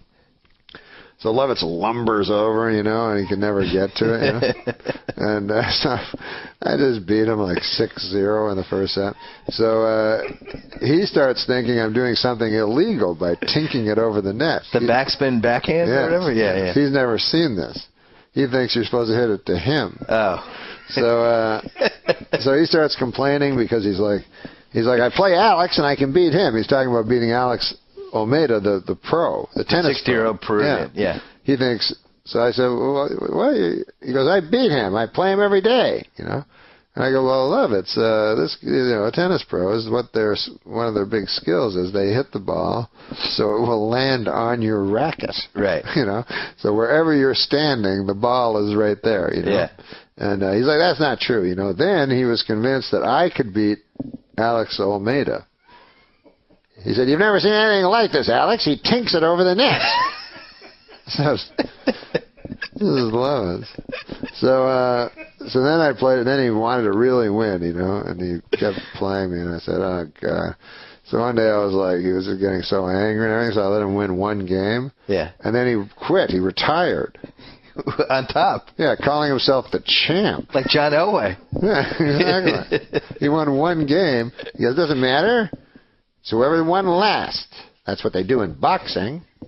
And I was saying, well, boxing, they do have to defend them, but whatever. That's funny. You say there's no way we could go back, and that I've broken what we had. Oh, I wish that you would come around. No. One time we were doing a show in Biloxi, Mississippi, and I'm not like him at all. Except if you say to me like, you can't say that or talk about a certain thing or don't say that, I'm like, well, now I have to. It's just kind of your instinct as a comic to bug people, Yes. Right? Like, don't do that. It really bothers me. And then you're kind of a jerk and they're like, oh, you mean like this? So we were doing a show and I opened for him I did about I guess 15 minutes or 20. Then he headlined, but it was for a what do you call it?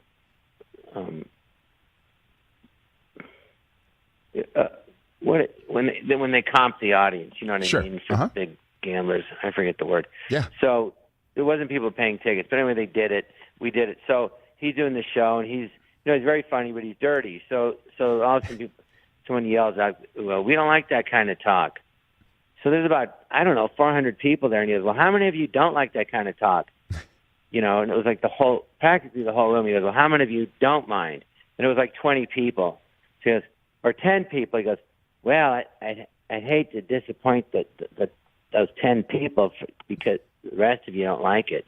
And then he just got dirtier. And I'm just like crying, laughing, because the audience wasn't even laughing, but he just, and that was... that was a typical him. You take a big risk when you do that. I mean, he did that at the casino. We were banned I couldn't work there for 5 years. Really? Are you serious? Mm-hmm. He got banned from that casino in Biloxi, Mississippi for 5 years? And he was gambling, and he got caught counting cards. Oh, there's that, too. Well, I mean... So the combo... You know what you ought to do right now? Get up and dance like Ellen. What? All over the building, and we'll follow you with the camera. Wouldn't that be great? You could dance over women. Yeah. All right, go ahead. Have you ever done the Ellen show? No, not yet. It's the most shabbily run operation. You know who wouldn't do this? Ellen. Oh. Would not do it to me. Take it back. Oh, Ellen. David often gets confused with Ellen. No, that's a true fact. I'm not making it up. Oh. This was before the goatee, before the mustache, and thank God Ellen shaved that off. But our top story tonight. This week, after months of speculation, sitcom star Ellen DeGeneres finally admitted that, yes, she is gay. Inspired by her courage, today, diet guru Richard Simmons admitted that he is really, really, really, really gay.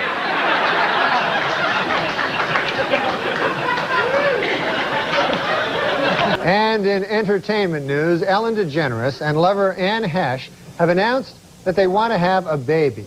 However, their plan has hit a snag. They are both women. It is not possible to have a child. On Tom Snyder this week, actor Tony Danza said he thought the recent open display of affection by lesbian couple Ellen DeGeneres and Anne Hesh in front of President Clinton was extremely disrespectful. On hearing the comment, President Clinton responded, "Someone should tell Tony Danza to shut the hell up."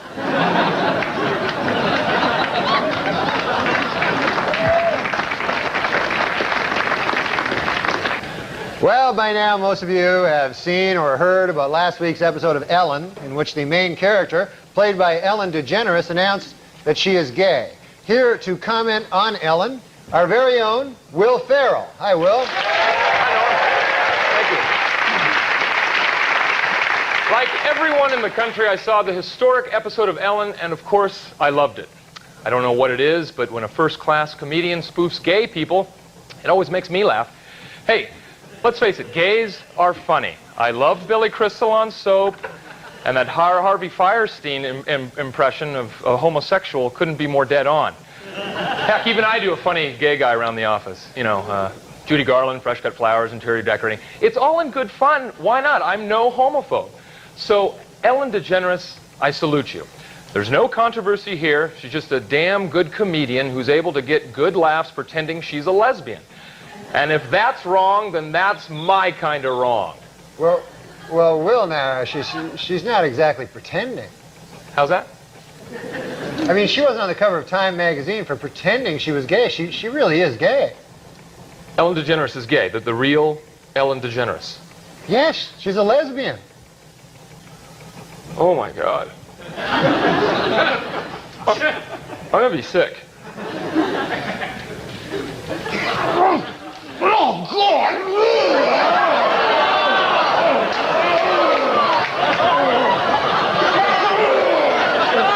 Why did you put that dirty, sickening image in my mind? Oh, no, here it comes again.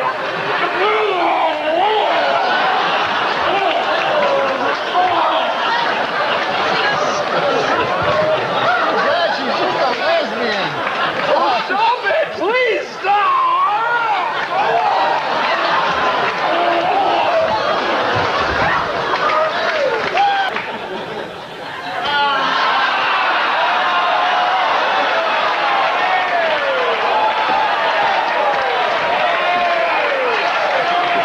Quite good. Normally I don't like Will Ferrell vomit, but this is actually really good. Let's just end.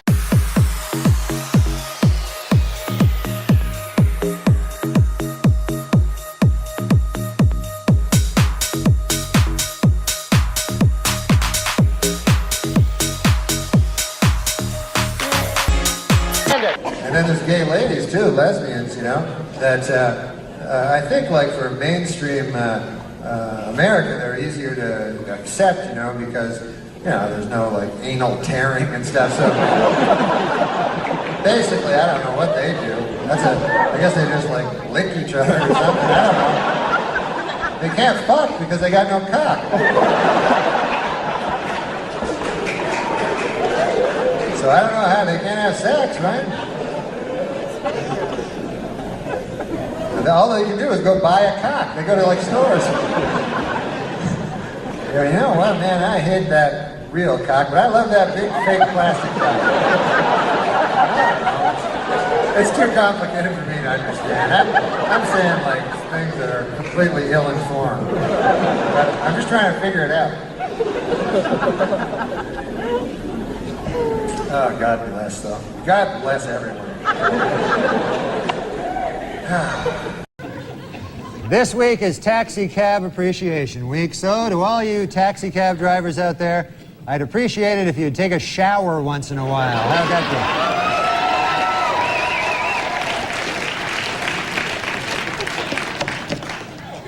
go? PLO leader Yasser Arafat announced this week that his wife is pregnant. The happy couple said they really don't care if the child is a boy or a girl, just as long as it hates Jews. The United Paramount Network's new show, Star Trek Voyager, finished in first place Monday night with a 14.7 rating. For those of you who don't know, one rating point is equal to 950,000 nerds.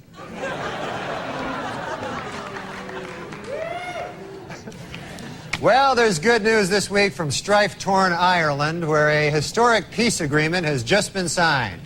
Gee, I wonder if anyone will celebrate by drinking. Angry over the Atlanta Braves and Cleveland Indians' use of Indian caricatures as logos, Native Americans showed up at the World Series tonight. They chanted for hours to protest Indian stereotypes, though it didn't help their cause any when it started to rain.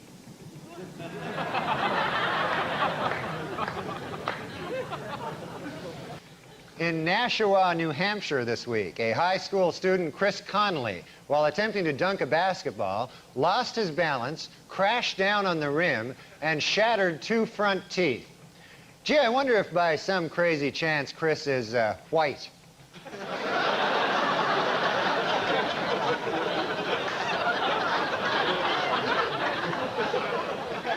Well, if I can be allowed a personal opinion, you know, I think Harrison Ford's new mustache works.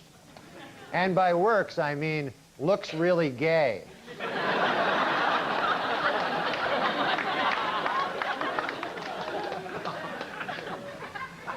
Well, this week, world chess champion Garry Kasparov defeated an IBM computer in their 6-game chess series. Experts are calling the encounter between chess wizard and supercomputer historic, because, for the first time ever, it brought together both geeks and nerds.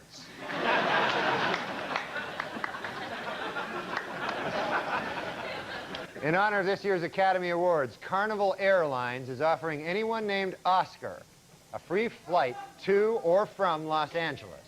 The airline had tried a similar promotion in the past for the Tony Awards, but according to airline spokesmen, they found that their planes were packed with too many, quote, greasy Italians.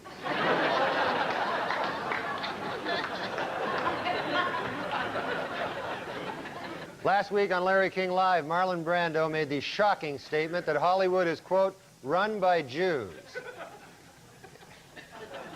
In response, outraged Jewish organizations made it snow in New York in April.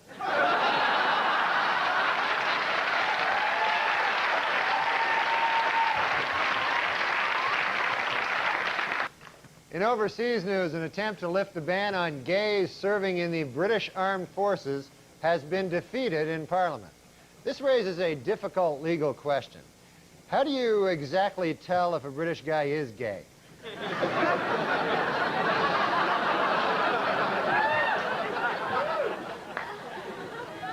In Bridgeport, Connecticut, the Staticoti Indian tribe is seeking recognition by the Bureau of Indian Affairs in order to open either a manufacturing company or a casino. I wonder which one they'll choose. Manufacturing company or the casino.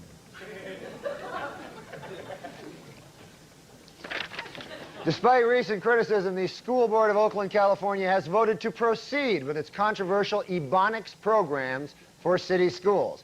In fact, school board officials today announced the winner of the first citywide Ebonics spelling bee, 4th grader Soonduk Kim. Congratulations to Soonduk Kim. Good job.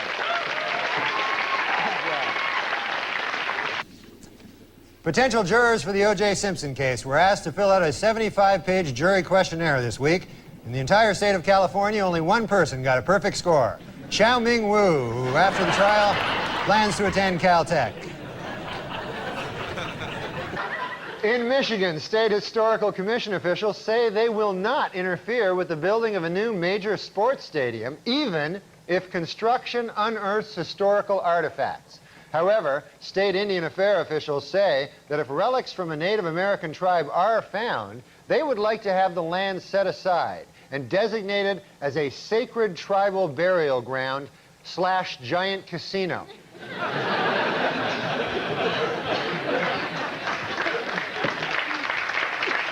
According to the U.S. Bureau of the Census, California's population is expected to grow nearly 18 million by the year 2025. Also by the year 2025, it will be much easier to find a vacant apartment in Mexico.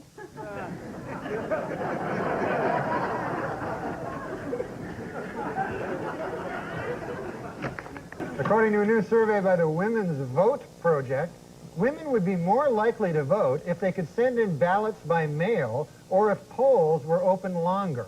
Also, more women would vote if you were permitted to bake your vote.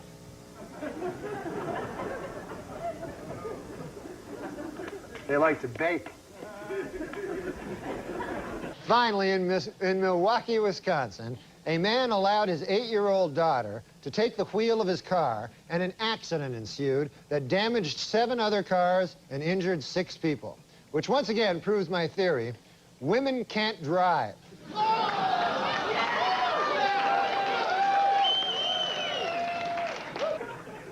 Four Wisconsin men have been charged with felony hate crimes after burning a man's buggy simply because he was Amish. If convicted, the men face up to 25 years in prison. But furious Amish leaders say that is not enough. They want the dunking wheel.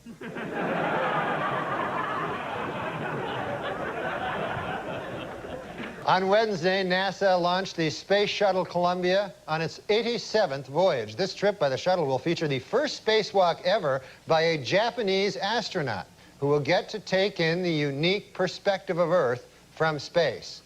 Gee, I wonder if there's any chance he'll take a picture.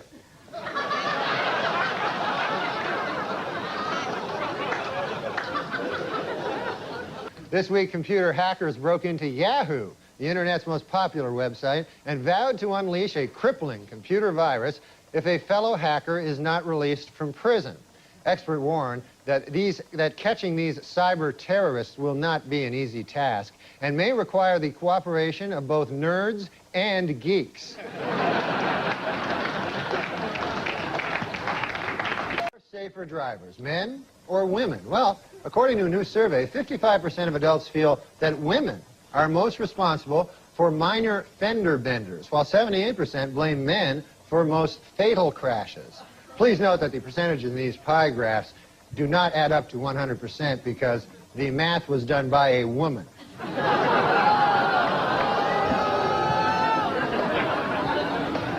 For those of you hissing at that joke, it should be noted that that joke was written by a woman. So now you don't know what the hell to do. No, I'm just kidding. We don't hire women. I'm thankful for women.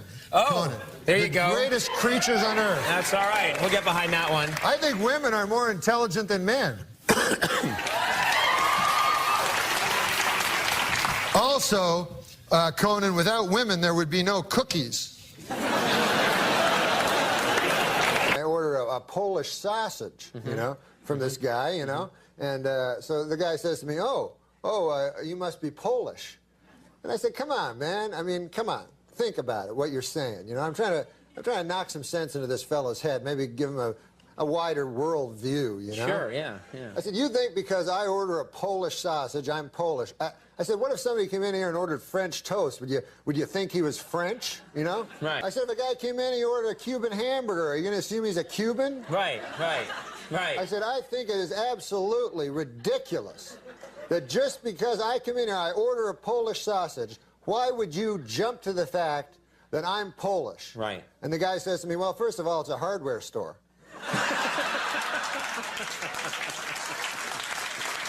How many Polish guys does it take to screw in a light bulb? The question cannot be answered because Polish people are so fucking stupid that no matter how many of them are available, none of them would ever be able to complete that simple task. This is a meta joke. Have you aware of these meta jokes? How many comedians does it take to screw in a light bulb? How many? 2. One to do it, and the other guy to go, how long's he been up there? I like that. On stage. Yeah, because they was going, how long? Like, how long? Oh, that's a good one. Polish people, I remember the Poland, do you remember they were trying to, had something, they were trying to land on the sun. Oh. I was going to say that the Polish government did actually try to land on the sun back in the No, they didn't. Yes, and they were ridiculed for it because they said you'll burn up when you come anywhere near. They said we're going at night. Who? Now,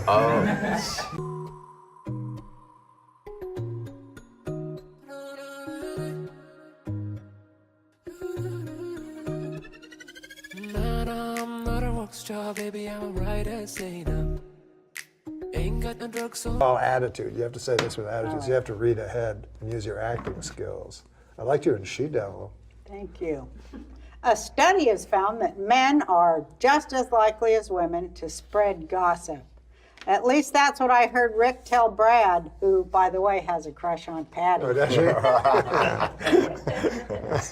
All the racial things against Asians. Different Asians? Yeah, can you tell me them? Well, I love when the Guy people do that. Aoki got mad at me one time. Why? He's the head of the guys that get defended. In terms So just tell me some.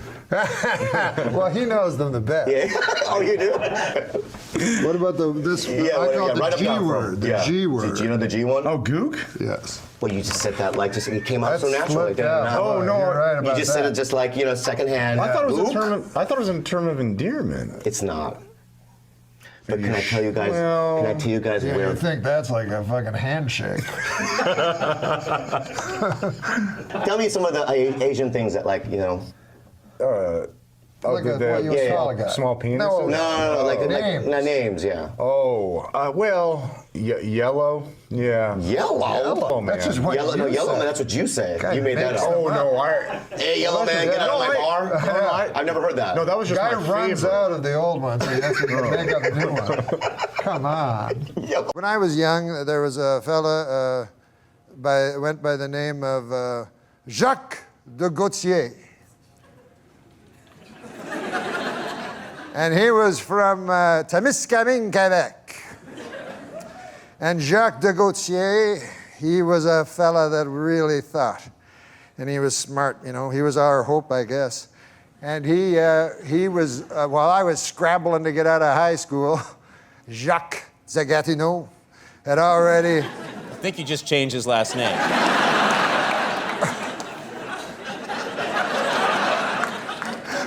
Well, a man grows.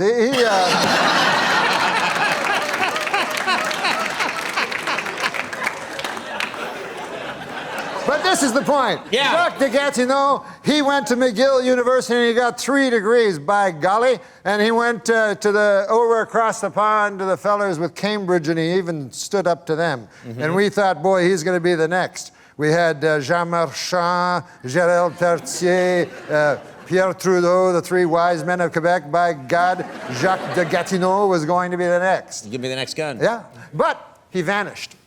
And I met him, I started to do stand-up and travel from here to there and to here again. And one time I was in Niagara Falls. And gosh, I went over to the SeaWorld there. You know how they have the SeaWorld? With the different fish. I didn't know that, but okay, yes. Beluga. The SeaWorld, I've been Sure. there many a time. Okay, so I was checking out the beluga whales and stuff, and I look over, and who do you think I see? I hope it's that guy. No, it was just an attendant, but he showed me to the place I wanted to see, which is where they feed the little baby dolphins, because I love dolphins, And who do I see there but Jacques de Gatineau? And here he is, he's feeding the baby dolphins. And I go up to him and I go, Jacques de Gatineau, I feel shame for you. You were our hope. You were to go to Canada, Canada's nation's capital of Ottawa. And you were to be a great man, Jacques de Gatineau. And we were all, we pinned all of Témiscamingue, Quebec, pinned our hopes on you. Now that's a hell of a burden for a man to have a town's hope pinned on them, isn't it, Conan? It is a big burden. So he was feeding these baby dolphins, and I said, I'm ashamed of you, Jacques de Gatineau. You could have done so many great things. And he said, I think I'm serving a youthful porpoise. Now I believe that...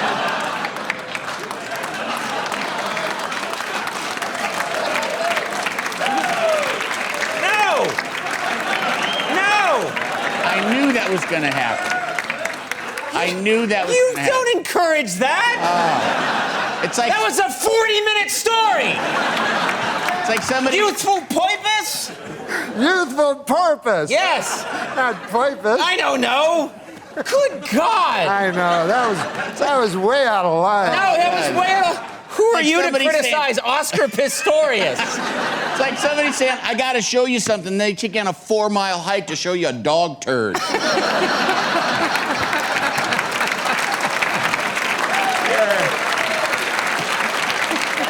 Look at it. Okay. Well, there's your reel for CBS. We're getting this right to Les Moonves. Yeah. I gotta have him. You want to see that every night, Les? This guy's got more Quebecois humor. I love you. I really do. You know that, right?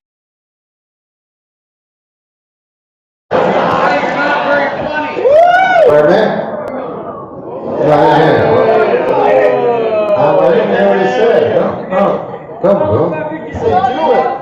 What is going on? No, I didn't hear what he said. I'm sorry. What did you say, sir?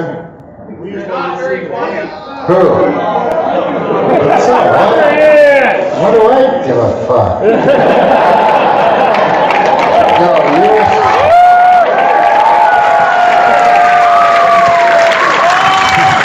Now you're saying I'm not very funny, right? You got my money. That's okay. How much money? No. How much money I got that's yours?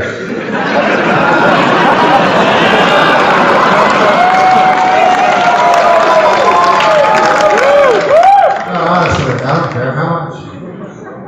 Well, a couple bucks. Are you alone or you just by yourself?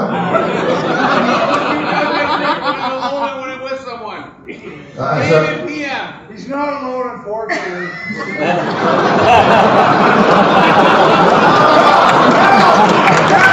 No, but so what was the idea? So here's the thing. So you go, I'm gonna pay money to go see this dude, right? I think it's probably costs a lot of money, right? So, no,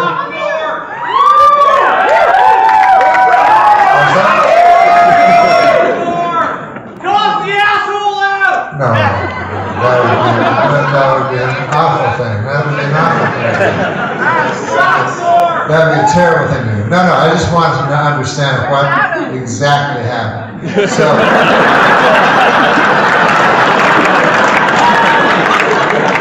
but anyways, at some point in your life, you thought I was funny.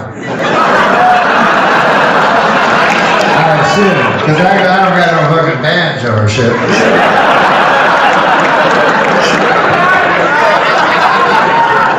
So at some point in your life, you thought I was funny, right? Weekend update, baby. Weekend update. That's nice, thank you. So then, have you ever seen me do anything since Weekend Update?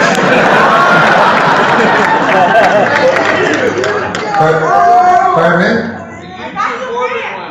I'm sorry, what? YouTube morbid bits. I did what? There's a lot of YouTube morbid bits. YouTube morbid bits?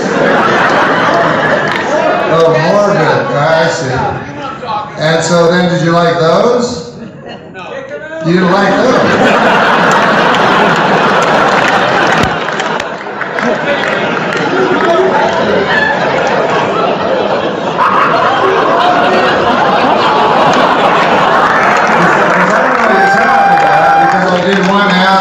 Specifically about death. Is that what you mean? Yes! So they were clips, but you didn't like those.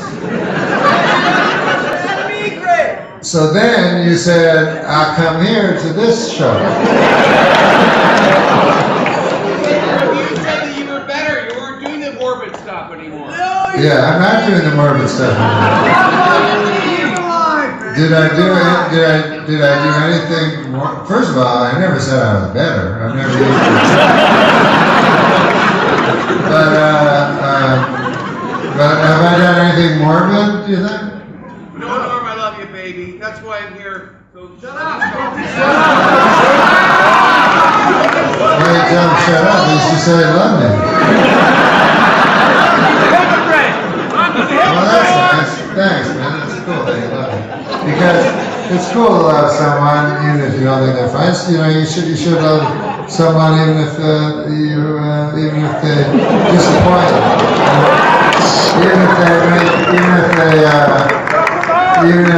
No, I'm not going to check them out. Why would I do that? Yeah, so, you know, it's nice of you to love me, even though I've disappointed you. I'm sorry I disappointed you, because seriously, I never tried. You know. I'll try to do that. But that was nice that you said that you love me on the weekend update. And it was sweet that you said you love me. So, I love you too, bro.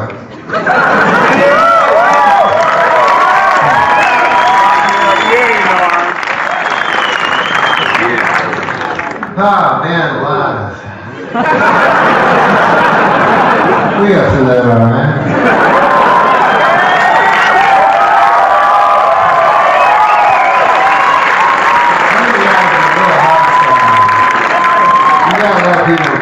You gotta let people have their opinion and stuff like that. You know? Man paid a lot of money, and then he's like, what the fuck is all this shit? Morbid shit. I didn't really feel that morbid. Love you, Norm. You rock more. Where's Adam? But let's do a morbid thing.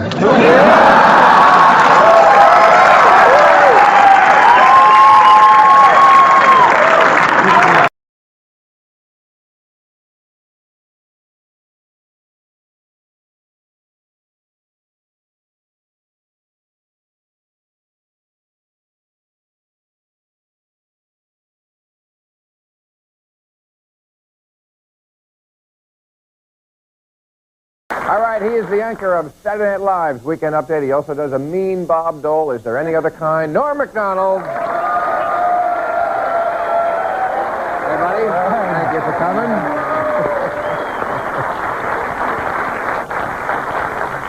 He's a rock and roller who sold over 45 million records. He could kick Slim Whitman's ass. Our very own favorite bat out of hell, Meatloaf, is right over there. How are you? Welcome to California. Thank you. Hi, kids. All right. Well, all right. Now, you're a musician. Did you watch the American Music Awards last night? No, I didn't. Okay, well, you should have. It was on this network.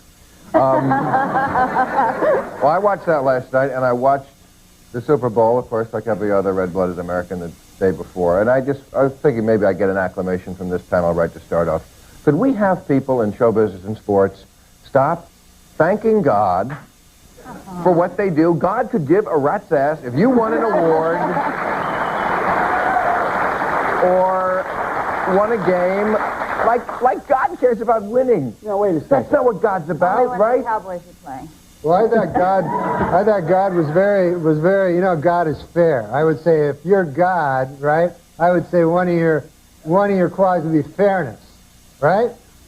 Above all others. Yeah. And I thought this was a very fair Super Bowl because Green Bay won by exactly 14 points. They covered the spread, in other words, right? Exactly. Nobody won, nobody lost.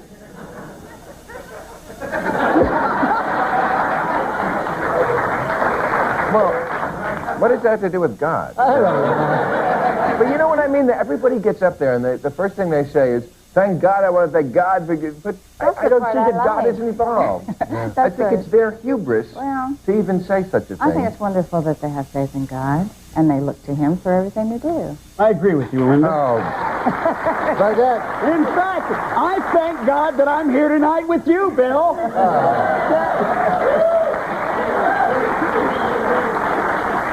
But by the same Don't you think so? I think so. Hallelujah, we're here now. Hallelujah.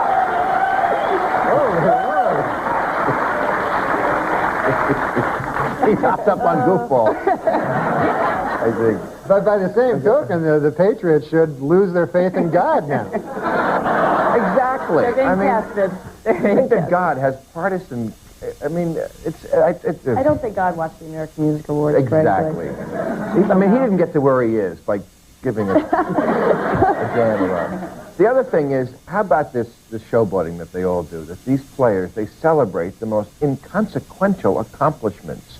A guy puts on his chin strap and he's running around and routine tackles and plays. Now, my question here is also the dancing, you know. Now, let's be honest. In that Super Bowl, the only white guy dancing was Fred Astaire. With a broom. Right. He's the only one not getting paid for dancing. Though. Well, I mean, Hey, the white guys professional can't sport. dance. They probably couldn't do Yeah. that. I mean, that They do shuffle that- chickens and gooses and things like that. The white guys? Yeah, Tony Saraguso, who plays for the Indianapolis Colts, he does the goose. That's where he gets his name. Somebody from Indianapolis. But do you think that's more of a black thing? I mean, is it a black thing They that do we don't? better. What? They do No, they're just better better. dancers. Yeah, they're better. And I think, you know Goose what? really wants to dance. Go ahead. What? I think it's appropriate. I like it. It's a celebration. They're happy. They're having a good time. They're number one. They're, you know, they're I mean, feeling I good. think you can go too far. I think, you know, when you dance in the end zone, that's fine. When you bump heads with other, but you know, sometimes, you know, I heard about one guy killed his wife and a waiter. You know what I mean?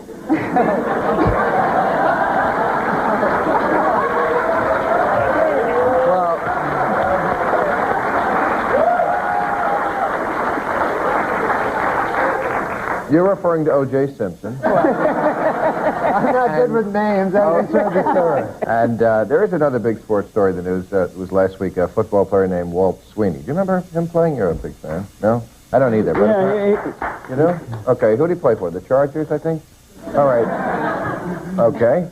Anyway, he played 20 years ago, and he sued the NFL, and he won. The judge awarded him a couple of $1 million, and he said when he played, they made him take amphetamines and painkillers so he could get out there, and they encouraged drinking to be one of the boys, and now he's a drug addict from this stuff. That's what he said. He said his life has stood still for 20 years, and he's got the big mutton chop sideburns to prove it. And he's going to get money for this, and somebody else is going to take responsibility. Anybody Yeah. against I always have something to say, Bill. No, am I against it? No, I'm not against it. Really? No. You're Because not against what? I'm not against the court awarding him $2 million. Because if you played football in that era, you ever heard anybody say, and everybody here said it, I don't know what I would do if I wasn't doing what I'm doing. And Yes, it holds I've heard really that. true for professional football players. And in that era, he wasn't making that much money compared to what they do now. Steve Young, how much does Steve Young make a year? Oh, lots. A lot. Well, he took 20 cortisone shots at halftime in the Philadelphia game. Who did? Steve Young. 20 cortisone. 20 cortisone shots in his rib. Wow. His ribs must have been really high. Yeah. So, this guy... But that's his choice. I understand that. I understand that, but he wanted to play, right? But in 20 years, he could say, you guys got me hooked. But it was his choice to play. And isn't it the same with this guy, Walt Sweeney? but he's being paid to play. He's being paid, right. He's being... Right? I agree. He's being paid to play. In that era, if you didn't take the drugs, you weren't going to be paid to play But anymore. you just said, I don't know whether you're arguing the meat or the loaf here, because you're... I think I said the same thing at the same time. I'm confused. Are you confused? Did I confuse myself? You're saying it's a matter of choice. Exactly. Bottom Thank line. you. But it's not really a matter of choice. I agree with Did Meatloaf. some of them turn it down? That's easy, since like our president, he's on both sides of the issue. No, I'm not on both No, sides. he's saying that Thank you you, really Mom. have no Lady. choice. You have to do this to stay competitive. Oh, when come I on. ran track when I was a kid, Oh, don't brag. and when it started, when I ran track, I was good. And then all of a sudden, people started jabbing what they told me was B12 into their ass. And it turned out to be steroids, but I didn't know that. Are you kidding? Yeah, and then And they did this to you? no, they didn't. They didn't jam anything in my ass.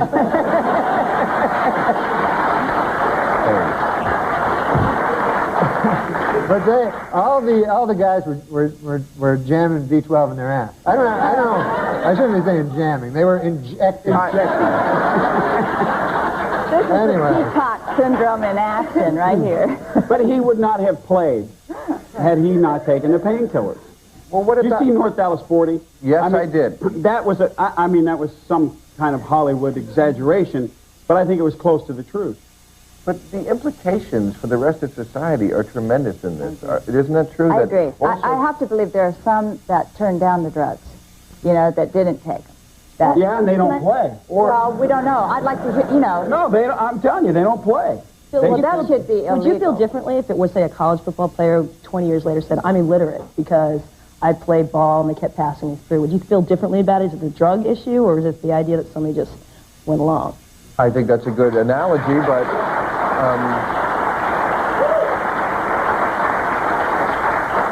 But first of all, that's college. I mean, you are paying a college to educate you. So if they really, if they tried to and you just didn't do it, that's your personal responsibility. So it's down to personal responsibility for I you, think it is a bottom line. personal responsibility case. What about the hundreds and hundreds of football players who aren't suing, who did this? Why? How come their lives were able to Some people have more of an addictive personality than others. And the rest of us should pay for that? Yeah, I think the guy with the really addictive personality is the one you should give $1.8 million to.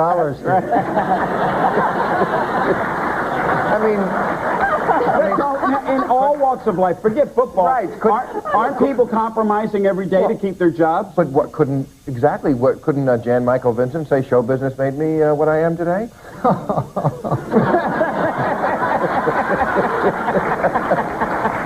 I mean, right?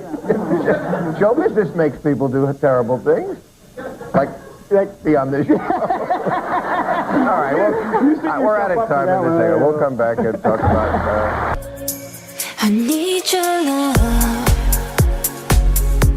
You free my mind. I need your love. Yeah, you free my mind. Military, well, an important ruling came down last week from federal judge Shira Scheindlin, who said that they could now buy at the PX on the base dirty magazine, if you will.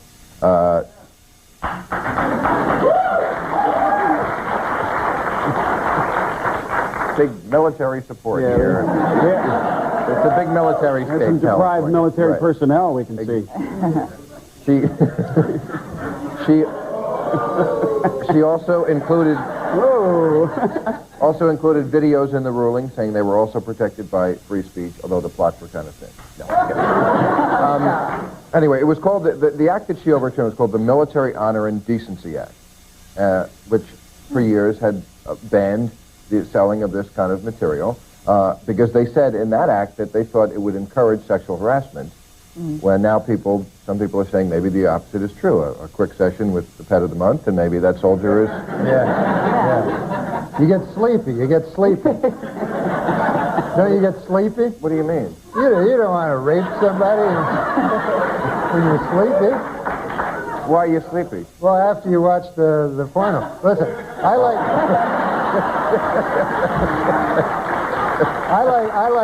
Norm, you have a strange metabolism. Maybe it's those B12 shots you got. Right. No, You're in high school. I like porno as much as the next guy, And I probably like it. I probably like it 100 times as much as the next guy. But although I have been watching. This is amazing because porno is my favorite kind of movie to watch, and yet. I've seen some pornos lately that my buddies have shown me. Have you seen these ones with all male casts? Gay pornos, they're called. These things are horrible. And there's thousands of them. They make thousands of them. They have not made one good one. And I'll tell you what the problem with it is. Quite seriously. Yes, sir. Quite seriously, the problem with these gay pornos and every one guys having sex with each other. Who the hell wants to see that? Maybe you're shopping in the wrong section of the store. This is not for me. I wonder if they can't have those in the military base then. But these, don't ask, don't tell, don't watch. Right. That's an interesting question. I don't know if this ruling includes gay material on the base. Do you know? Well, you know, it's really ironic at a time when they're trying to sensitize the soldiers. They're sending them to training on how to treat women with respect, and now they're stocking the PXs with porno magazines. It doesn't make sense. I mean, it's a mixed message, wouldn't you say? Why? Well, because these magazines degrade women. They do. And I'll say one thing. No, Why don't you just stand up for this segment? You know, like in the... This is a little warning for people. Playgirl magazine has not got any girls in it.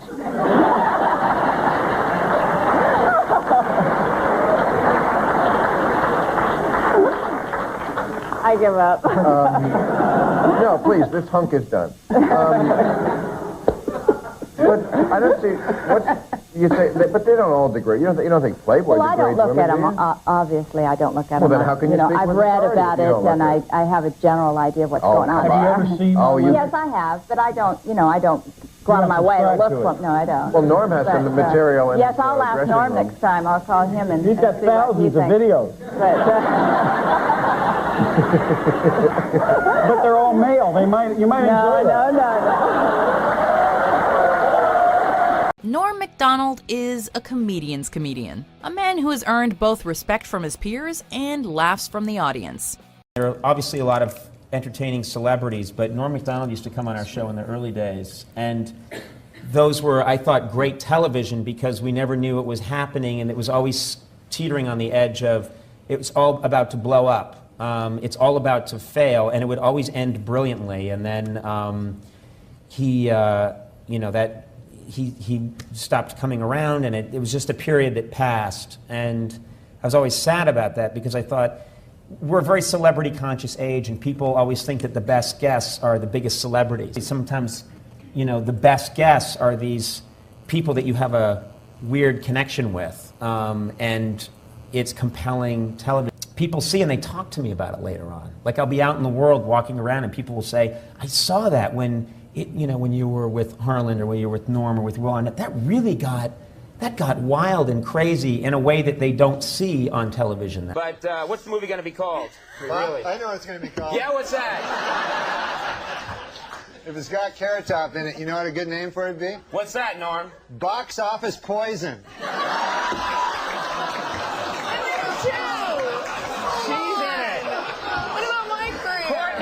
Smith, the girl sitting to your left, is in the movie. I'm going to go see it for fun. There's this movie coming out. Yes. Title undetermined at this point. Chairman of the board. Oh, all right. Do something with that, you freak. I bet the board is spelled B-O-R-E-D.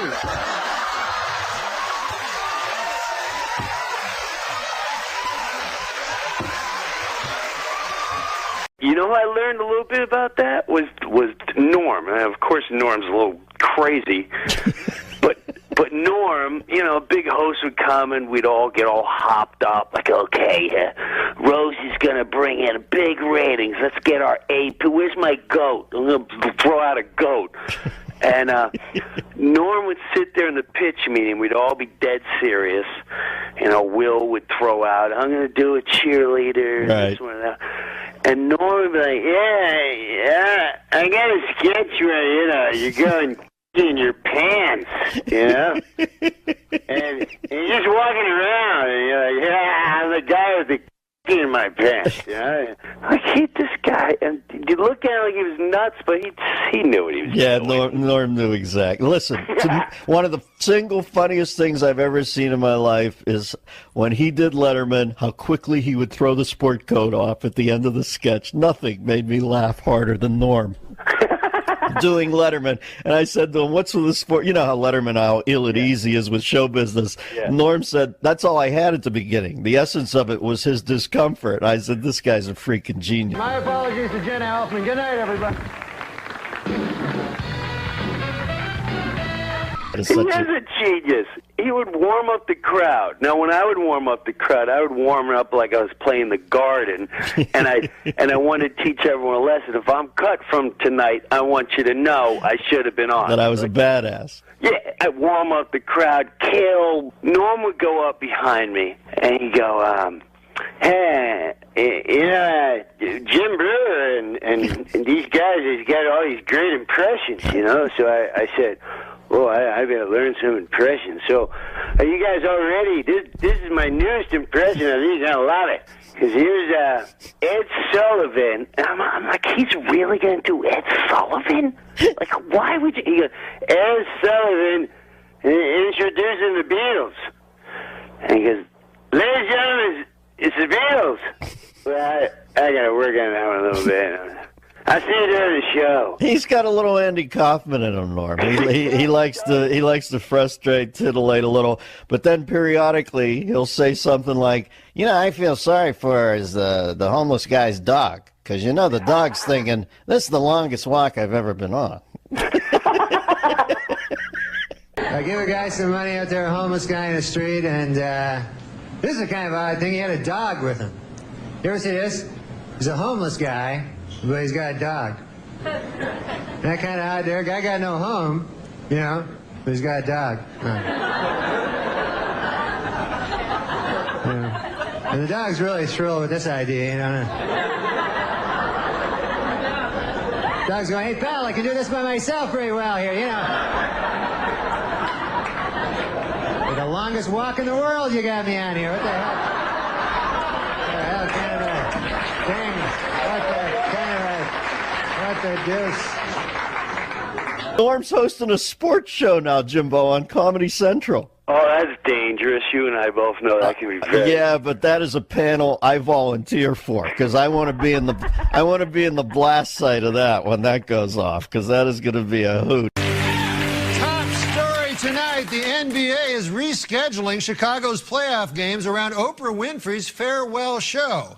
Apparently, the Bulls are taking orders from the cows. Even more surprising than this, Michael Jordan's Hitler mustache.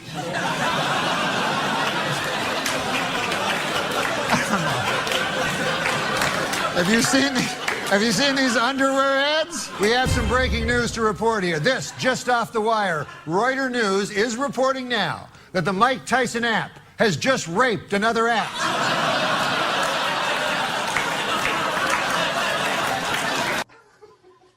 Well, you know what? I like Norm MacDonald. Let's give him the money for the week. I didn't even know he had a podcast. Oh yeah, dude, Norm MacDonald. Did you see him on Conan telling that moth joke? No. Yeah, you got to see it. No, I haven't. Dude, you know how many comics out there don't give a fuck, but kind of still do. You have to kind of still do to eat. That guy Norm truly doesn't. He's so fucking funny. One of my best opening monologue jokes ever. Did you ever see? Remember that whole thing when he was doing Weekend Update and they told him to make it funnier.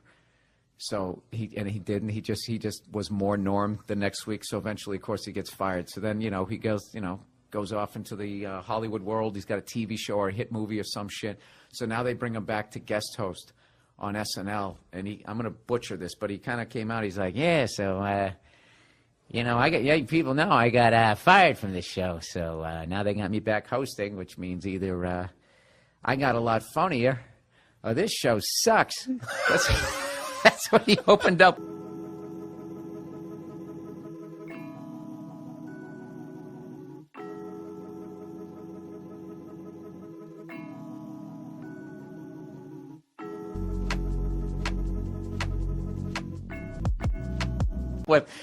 You're very kind. What's that? Oh, yeah, no, you're absolutely right. That is my name. When the people here asked me to do the show, I gotta say, I felt kind of weird. I don't know if you remember this, but I used to actually be on this show. I used to do the Weekend Update news routine. You remember that? And that's where I did the make-believe news jokes. That was me, right? So then, a year and a half ago, right, I had a sort of a disagreement with the management at the NBC. I wanted to keep my job, right? And they felt the exact opposite. So you see, they fired me because they said that I wasn't funny, you know? Now, with most jobs, I could have had a hell of a lawsuit on my hands for that, but see, this is a comedy show. So they got me, you know what?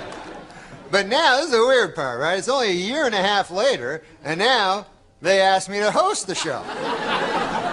So I wondered, I go, hey, wait a second here. Hey! I go, how did I go in a year and a half from being not funny enough to be even allowed in the building to being so funny that I'm now hosting the show? How did I suddenly get so damn funny?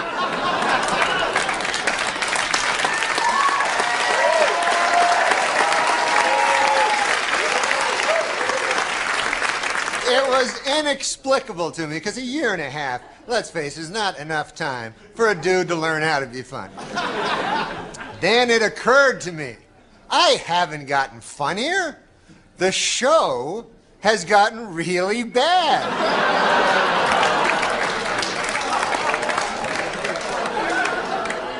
So yeah, I'm funny compared to, well, you'll see later. But okay, so let's recap. The bad news is, I'm still not funny. The good news is, the show blows. All right, folks, we got a bad show for you tonight. Dr. Dre, Snoop Doggy Dogg, and Eminem are here. We'll be right back.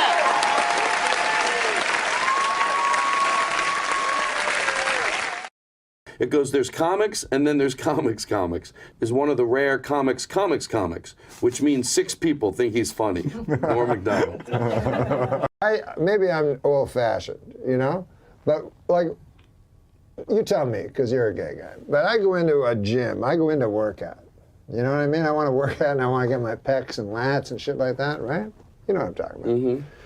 But then I go into the locker room. Now, the last thing I want to see there is some guy's fucking hot, beautiful asshole. But anyways, I went to my trainer. God, I don't work out. I'm a weak man. You know that, Dennis. Well, listen, you and I were on the Mount Olympus of weakness. And not just physically. No, in every way. In every single way. So I told the guy that, and he said he couldn't do anything except for the physical part. But I don't know if he was the best trainer anyway. He was smoking a butt the whole time. No, that's not good. That's just a joke. He was a big guy. And but I told him, I said, look, I don't want be big like you. I don't want veins. I have no use for that in my arms, Mm-hmm. Or abs. I don't want abs. I don't even know quite what they are. All I know is they were invented around the 80s. And I don't even know what you do when you get them, you know what I mean? Because you got to wear a shirt, You just go to work and go, hey, you want to see these things on my belly? Everybody's like, no. But so I told the guy, I said that I'm here for one reason and one reason only. I want to have one hot ass. But this guy explained to me, it was horrible. First he puts me on a treadmill, and they really should give that a better name too, a treadmill. It's so. And it's exactly what it is. You're just Yeah, you're like a beast of burden at that point. Yeah, just trudging. You get real tired and you go nowhere, Mm-hmm. I get enough of that in my real life, Me too. Yeah, sure. Then he puts me on one of those weight machines, Yeah. Which weight machine exactly? Free weights or some sort of... No, it's a real modern gym. Oh, I see. With the machines. I can't explain all of this because I've only been to It's just your first day, right? Mm-hmm. But it was a thing where I had to push up, real hard with my arms, these weights, plates, Who needs it? And so I hit the wall after about 1. Right? And the guy wanted me to do 20. So he's like, you can do it, So I proved him wrong. So my arm hurts. That's the long and the short of it. Then it's just that my arm hurts. So I'm not. Why only one? Why only one arm? I don't know. That's an interesting question. But it's the back. It's not the bicep. No. It's the opposite one. Mm-hmm. And as they said in the Friends of Eddie Coyle, it hurts like a bastard. Now, do you feel comfortable jumping into the common shower after a workout at a health club, Norman? Is that something you'd be comfortable with, or no? No. No. Listen, if I go to a gym, I go to a gym to work out. You know what I mean? Right. And then I don't like that thing where you go into the thing and everybody's naked, Mm-hmm. Because I go there, I just want to get in, towel off, and go out. The last thing I want to do is stare at some guy's beautiful ass for 20 minutes, We've got a theme here today. I know, Some sense it is leaning heavily on that word. There's a narrative. There's a through line. You know what I mean? Like, I go there, I do the curls, I do this thing here. Literally doing that gets the chest, and I go like this, you know what I mean? Yeah. I don't want to be in the fucking locker room hiding behind a fucking thing, staring at the guy's beautiful balls from behind, you know what I mean? I got no time for that shit.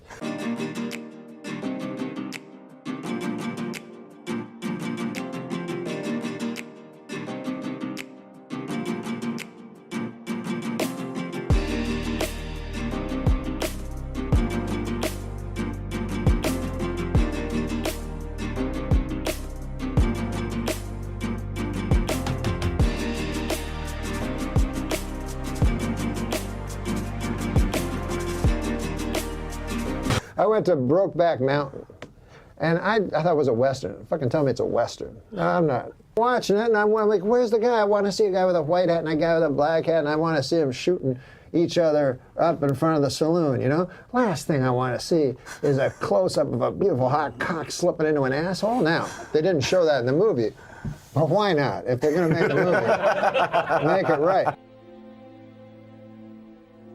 It's nobody's business but ours. This is a one-shot thing we got going on here. It could be like this always. So I want to be in the back cheering, go, go, Sheriff. You'll get the fucking townsfolk behind you. When it really comes down to it, I don't want to be fucking whacking off on some fucking guy in front of me and come all over him, and then he's got to come all over him, and then he's yelling, and then who's the homophobe, right? This guy is so fucking unsure of his sexuality. He's mad at me because I jizzed all over his face. Remember in the gay marriage debate, right? And the Republicans, they would have their debate, and the guy would go, well, what's next? If there's gay marriage, then there's next thing, there's going to be, a guy marrying 6 women, you know what I mean? Like a polygamy. And then and then people would go, well, that's not the gay people would go, that's not, but what the fuck's wrong with polygamy? Maybe that statement will not look good in history. All right, so you're back. You got to do Wise Guys last time you were in Utah, last time you were on the show. And Utahns were like, woo, Norm. Yeah, they went crazy, man. I found myself a beautiful, 3 beautiful wives when I was here. Good. I'm glad we could do that for you. Do you do a lot of Utah humor? No, do you add that into your show? No, I just was reading in the paper today, it said, polygamist charged with sex crime. And when I was young, it would be a man charged with polygamy. You know what I mean? So we've come a long way. Utah's a changing.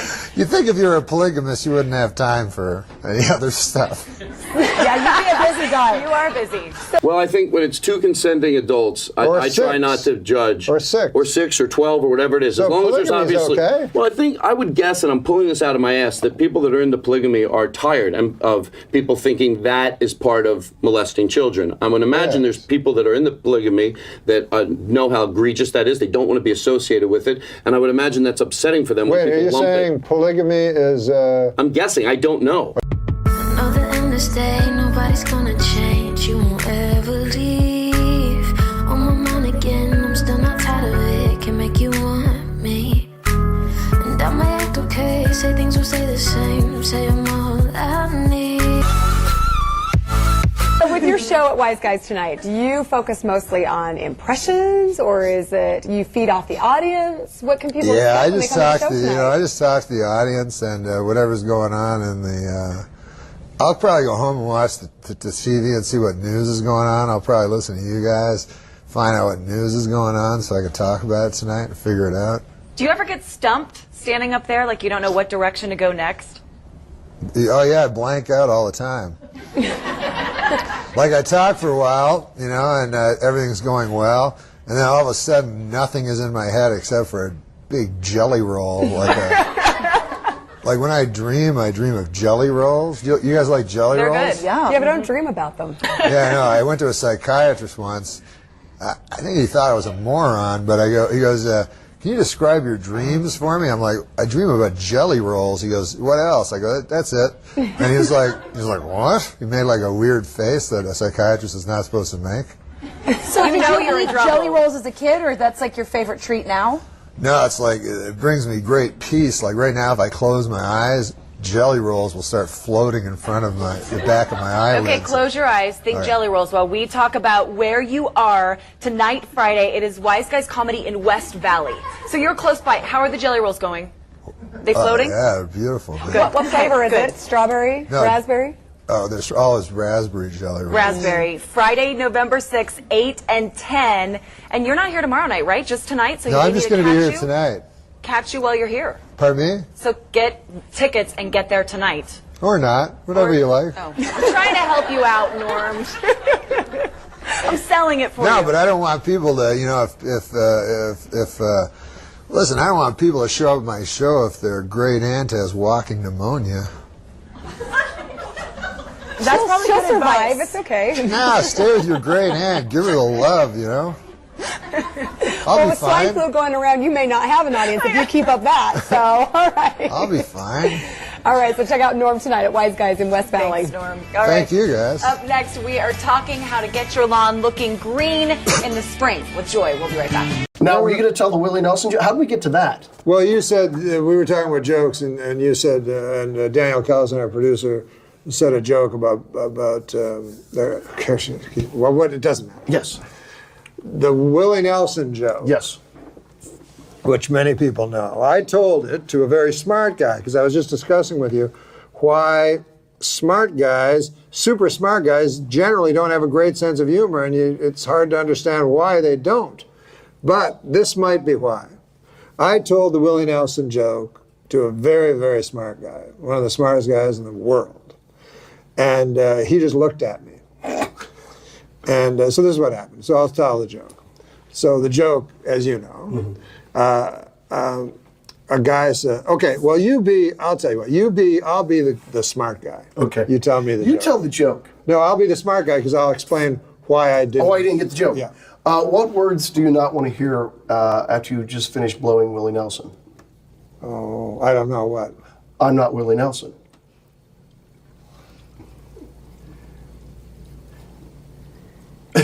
That's the reaction the guy gave you? That doesn't make any sense. Well, yeah, because the only reason one of the reasons I guess you might blow Willie Nelson is because you're hoping to get a backstage pass or curry favor from him, but then you mistakenly didn't blow the guy you wanted. No. It doesn't make any sense because you begin the joke saying, what do you not want to hear while getting blown by Willie Nelson?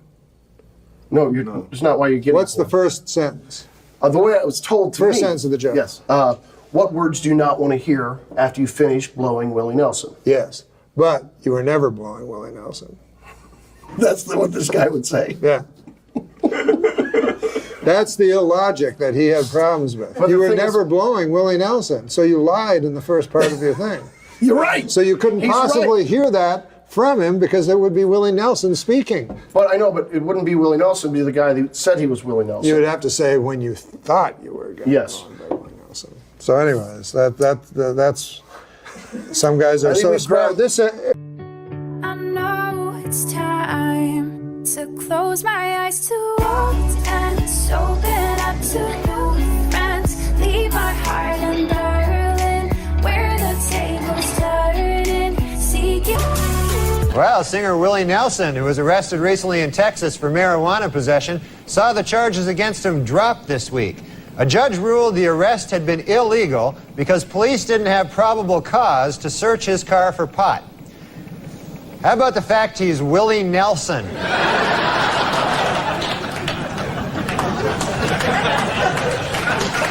But don't you find also like that that everybody's got cosmetic surgery, so there's no old guys except Bill Murray? So he gets all the cool independent movies. Even the men too? Yeah, you think the men too? I think so. So that's what I think about Bill Murray. Everybody else gets ridiculous work done that makes them look young, and then Bill Murray gets to, look like an authentic. Right. Plus, he's a great actor. It's amazing that he took that route. He did Razor's Edge, which was awful. Oh yeah. But still, it was daring. Yep. Project, and I guess he just had all this money from Ghostbusters. Mm-hmm. And so he did the exact opposite of Dan Aykroyd. It was always funny, like Dan just kept chasing the big movies. Yeah, and then he did that crazy sitcom where he was a priest, and you're like, what happened here? How do you act in front of Bill Murray? I was nervous, and then I remember my wife came and joined us, and then Jason Sudeikis came. I texted Jason like, I'm at a bar with Bill Murray, and there was like, just suddenly there. Then we were talking, and then I remember at one point Bill Murray was talking about Strother Martin, the actor, and how he lobbied hard to get him to host SNL. Oh, wow. And wait, Strother Martin did host SNL. Yeah, and that was, I guess, Bill Murray and Jim Downey and all these guys were like, we love Strother Martin. He should host SNL.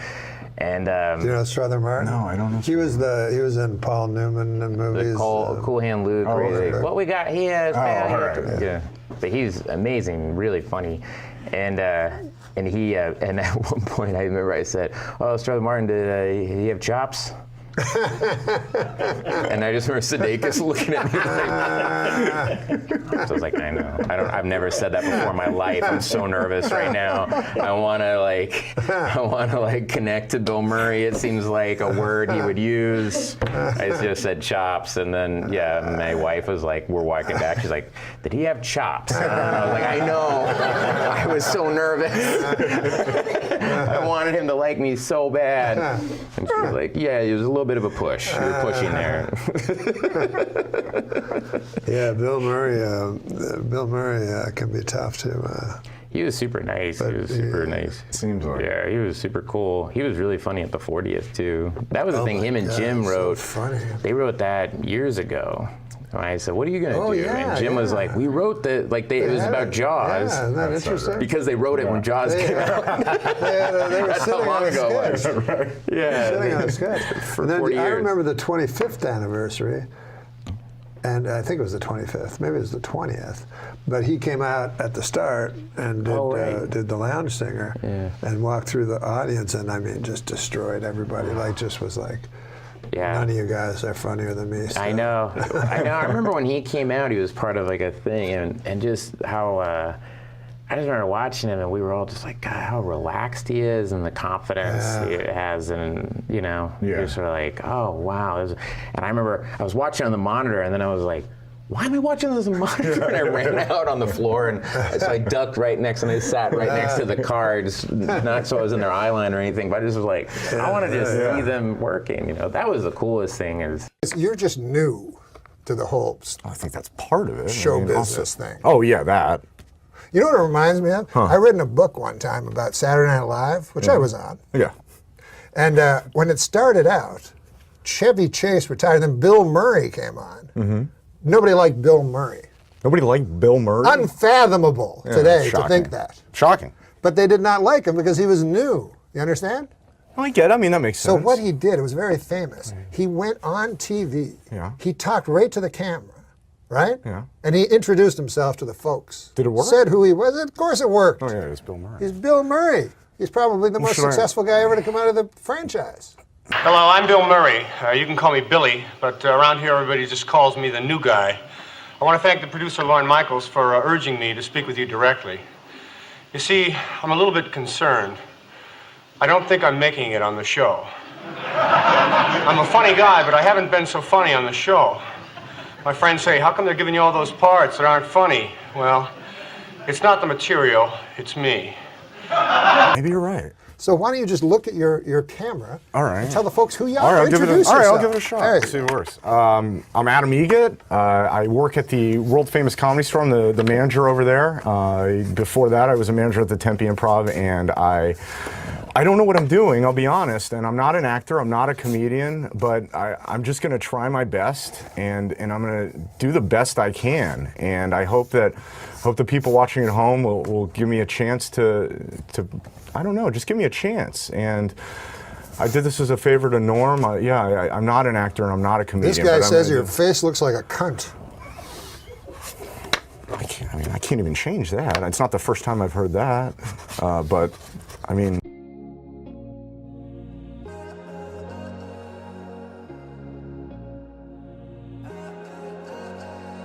Try and crack your code every day.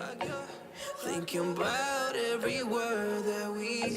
If you could see it in your heart to laugh whenever I say something, I don't care what it is, or if you can't laugh, think about my family and the father that I never really got to know. Now, I don't want letters. I just want to make it as a not ready for primetime player. And when that's done, I'll be able to stand here on a Saturday night in the middle of Rockefeller Plaza, New York City, New York, 10020, and say, Dad, I did it. He'd like that. Do you have a dog? Do I have a dog? Yeah. Well, you know what they say. Nature abhors a vacuum. I think that was Newton. Nature abhors a vacuum. But so does my dog. Yeah, I have a dog. Dance like no one is watching. Sing like no one is listening. Love like you've never been hurt. And fuck like a goddamn retard. I said the word retard. Still booking the store. You're booking the Comedy Store? Yeah. Where you can buy comedy. It's not that kind of store. Yeah. I don't do a lot of, I don't like to sell my comedy. Again, it's not an actual store. That's just the name. It's just a comedy club. Mm-hmm. Mm-hmm. Oh, I like this. I like the theme that this one has. A man in Taiwan reportedly cut off his own penis to win an argument with his wife. That reminds me of that episode of Everybody Loves Raymond, where Raymond forgot Deborah's birthday and had to cut his own cock off. All right, a Las Vegas woman was arrested after hiding a stolen Rolex in her vagina. Well, now Bruce Jenner's just gone too far. I don't understand. Michelle Obama has booked a cameo on the ABC show Nashville. With this and her appearance on iCarly, I think Michelle is ready to start appearing in films. May I suggest my favorite film series, Black Ass Fuckers? It's actually... That's too dirty. Let's do a nice joke to clean it up. Opinions are like assholes. Neil Patrick Harris wants to stuff... You should let me read this ahead. Oh, how about this? College freshman Scott Damerow, Larry, set a new world record by using his head to bust 142 eggs, and he now officially holds a place in the Guinness Book of fucking retards.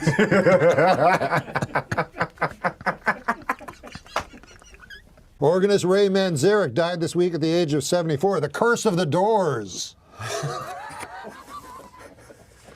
Do you know what Adam Egert has in common with a guitar player? Adam Egert has in common with a guitar player. No, I don't know. They both love fingering minors. Now, okay, come on now. Come on now. Because of droughts all over Europe, scientists are predicting a global shortage of olive oil. Soon the world will know how Popeye felt after the death of his wife. Olive oil. My favorite George Miller joke. I played a great club here in the city. Catch a Rising Star. Boy, that's a good club. But across the street, they have a tough club. Have you been there? Snub a bombing has been. Yesterday was Bring Your Daughter to Work Day, which was awkward for Adam Egget. Do you know how hard it is to fuck a whore with her kid on the edge of the bed playing Nintendo? I mean, that is a hard job. Thomas Edison invented the light bulb, but I invented the light bulb up my ass. Always ahead of his time. Come on, man. The guy who did the voice of Charlie Brown, he was arrested for stalking his girlfriend this week. He also said the next time Lucy grabs away the football, he's going to cut that bitch. Pain and Gain, the new movie directed by Michael Bay. Reviewers are calling it everything from shit to fucking shit. If tampons are called sanitary napkins, how unsanitary must regular napkins be? Can you see like George Carlin doing that or something? Yeah. Yeah. Hey, look at this one. Researchers in Bermuda believe they may have finally solved part of the mystery surrounding Amelia Earhart's disappearance. She was a bad pilot. I don't know. Yeah. It's not my fault. Bermuda. She didn't go down anywhere near Bermuda. What do you call a gay boxer? Huh? What do you call a gay boxer? Norm MacDonald. No. The Blue Man Group has been forced by the federal government to hire an orange man and a purple woman. Oh my God. I was raised in a broken home. My father was a drunk carpenter. One of the most popular documentaries on Netflix is Jiro Dreams of Sushi? Jiro Dreams of Sushi. I've seen that. It's very good. That's you a have? fantastic documentary. One of the least popular documentaries, Jiro Nightmares of Acid Rain. Oh, yeah. Yeah. Where do you get these jokes? Some guy. Here. This is an actual These are joke. Norm jokes. This is an actual joke. It's kind of a weird feeling watching the Flintstones lately. Yeah, it's weird. Watching Sprint. Sure, yeah. How so? With their Stone Age drive-in movies and their caveman bowling, it just seems so dated. It does in a way.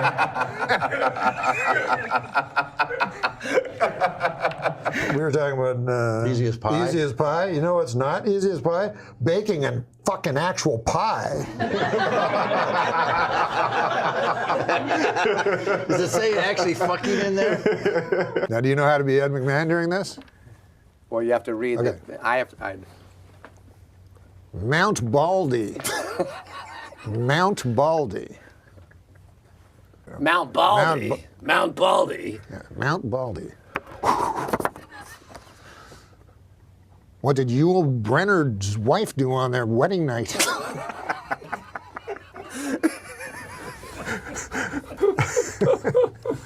Here's one that's good for you. I used to think revenge was a dish best served cold, but then I realized it meant getting back at somebody. Some gold-plated chains would make a nice retirement gift for a very, very good slave. Well, Are you serious? Well, this was written. Are you serious? This was written years Did ago. you just write that? I didn't write it. Did you just say that? No, I read it. Yes. Do you know the Harlem Shake? Yeah, I've seen it on every single You've commercial. seen it. Then you'll appreciate this joke. I remember back when the Harlem Shake was just a black fella holding me upside down off a fire escape trying to collect his money. Remember the good old days back when MILF stood for mentally ill ladies I'd like to fuck? That's not right. Do you have a writing staff? Oh, yeah. You do? We have Steve O'Donnell. Steve, these are really good.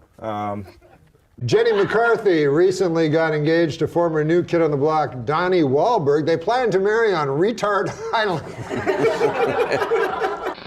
Percy is your dad? Yeah. I didn't remember that. I'd never heard anyone else's name Percy. Remember when you came and visited the set of Man on the Moon? Oh, sure, yeah. Well, I was also in the film. That's how I like to put it.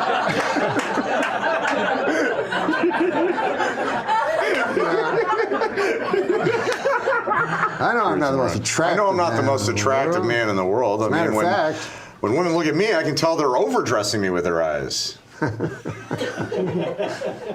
His girlfriend, he had a, what do you call that list? Oh, if you can a freebie or whatever. A freebie. Yeah. So he picked Angelina Jolie and Jennifer Aniston. His girlfriend picked the milkman. I don't know. We still got a milkman. I don't think there's any milkman. Don't we rip all these from When Steve I Allen's? die, I want to be cremated, and my ashes spread eagle and fucked hard like a fucking real tramp. Wow, come on, man. Why did they make me say that? Wow. Jesus Christ. I've noticed that Hotel Rwanda has a great score on Rotten Tomatoes, but their Yelp reviews are terrible. Growing up, I had a dog with an eating disorder. He wouldn't eat any of my homework. The World Cup has arrived, so if you're wondering why your local bar smells, it's because all of the dirty foreigners. How many comedians does it take to screw in a light bulb? How many? 2. One to do it, and the other guy to go, how long's he been up there? A Swedish Bond girl, Britt Eklund, told Piers Morgan this week that she was seduced by Warren Beatty after the legendary Lothario took her to an X-rated movie for their first date. This is what I have to say about that. Hey, Warren, stop stealing my moves. Mickey Mantle knew 2 things: drinking and playing drunk baseball.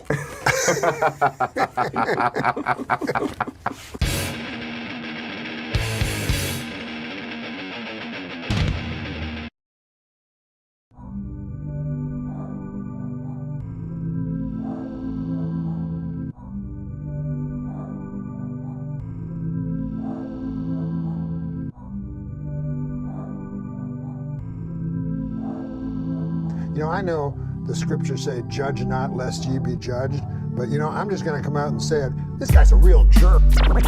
Jerk. Real jerk. Jerk. Jerk. This guy's a real jerk. But you know, I'm just gonna come out and say it. Say it. This guy's a real jerk. Reviewers are calling it everything from shit to fucking shit. Shit to fucking shit. He now officially holds a place. He now officially holds a place in the Guinness Book of fucking retards.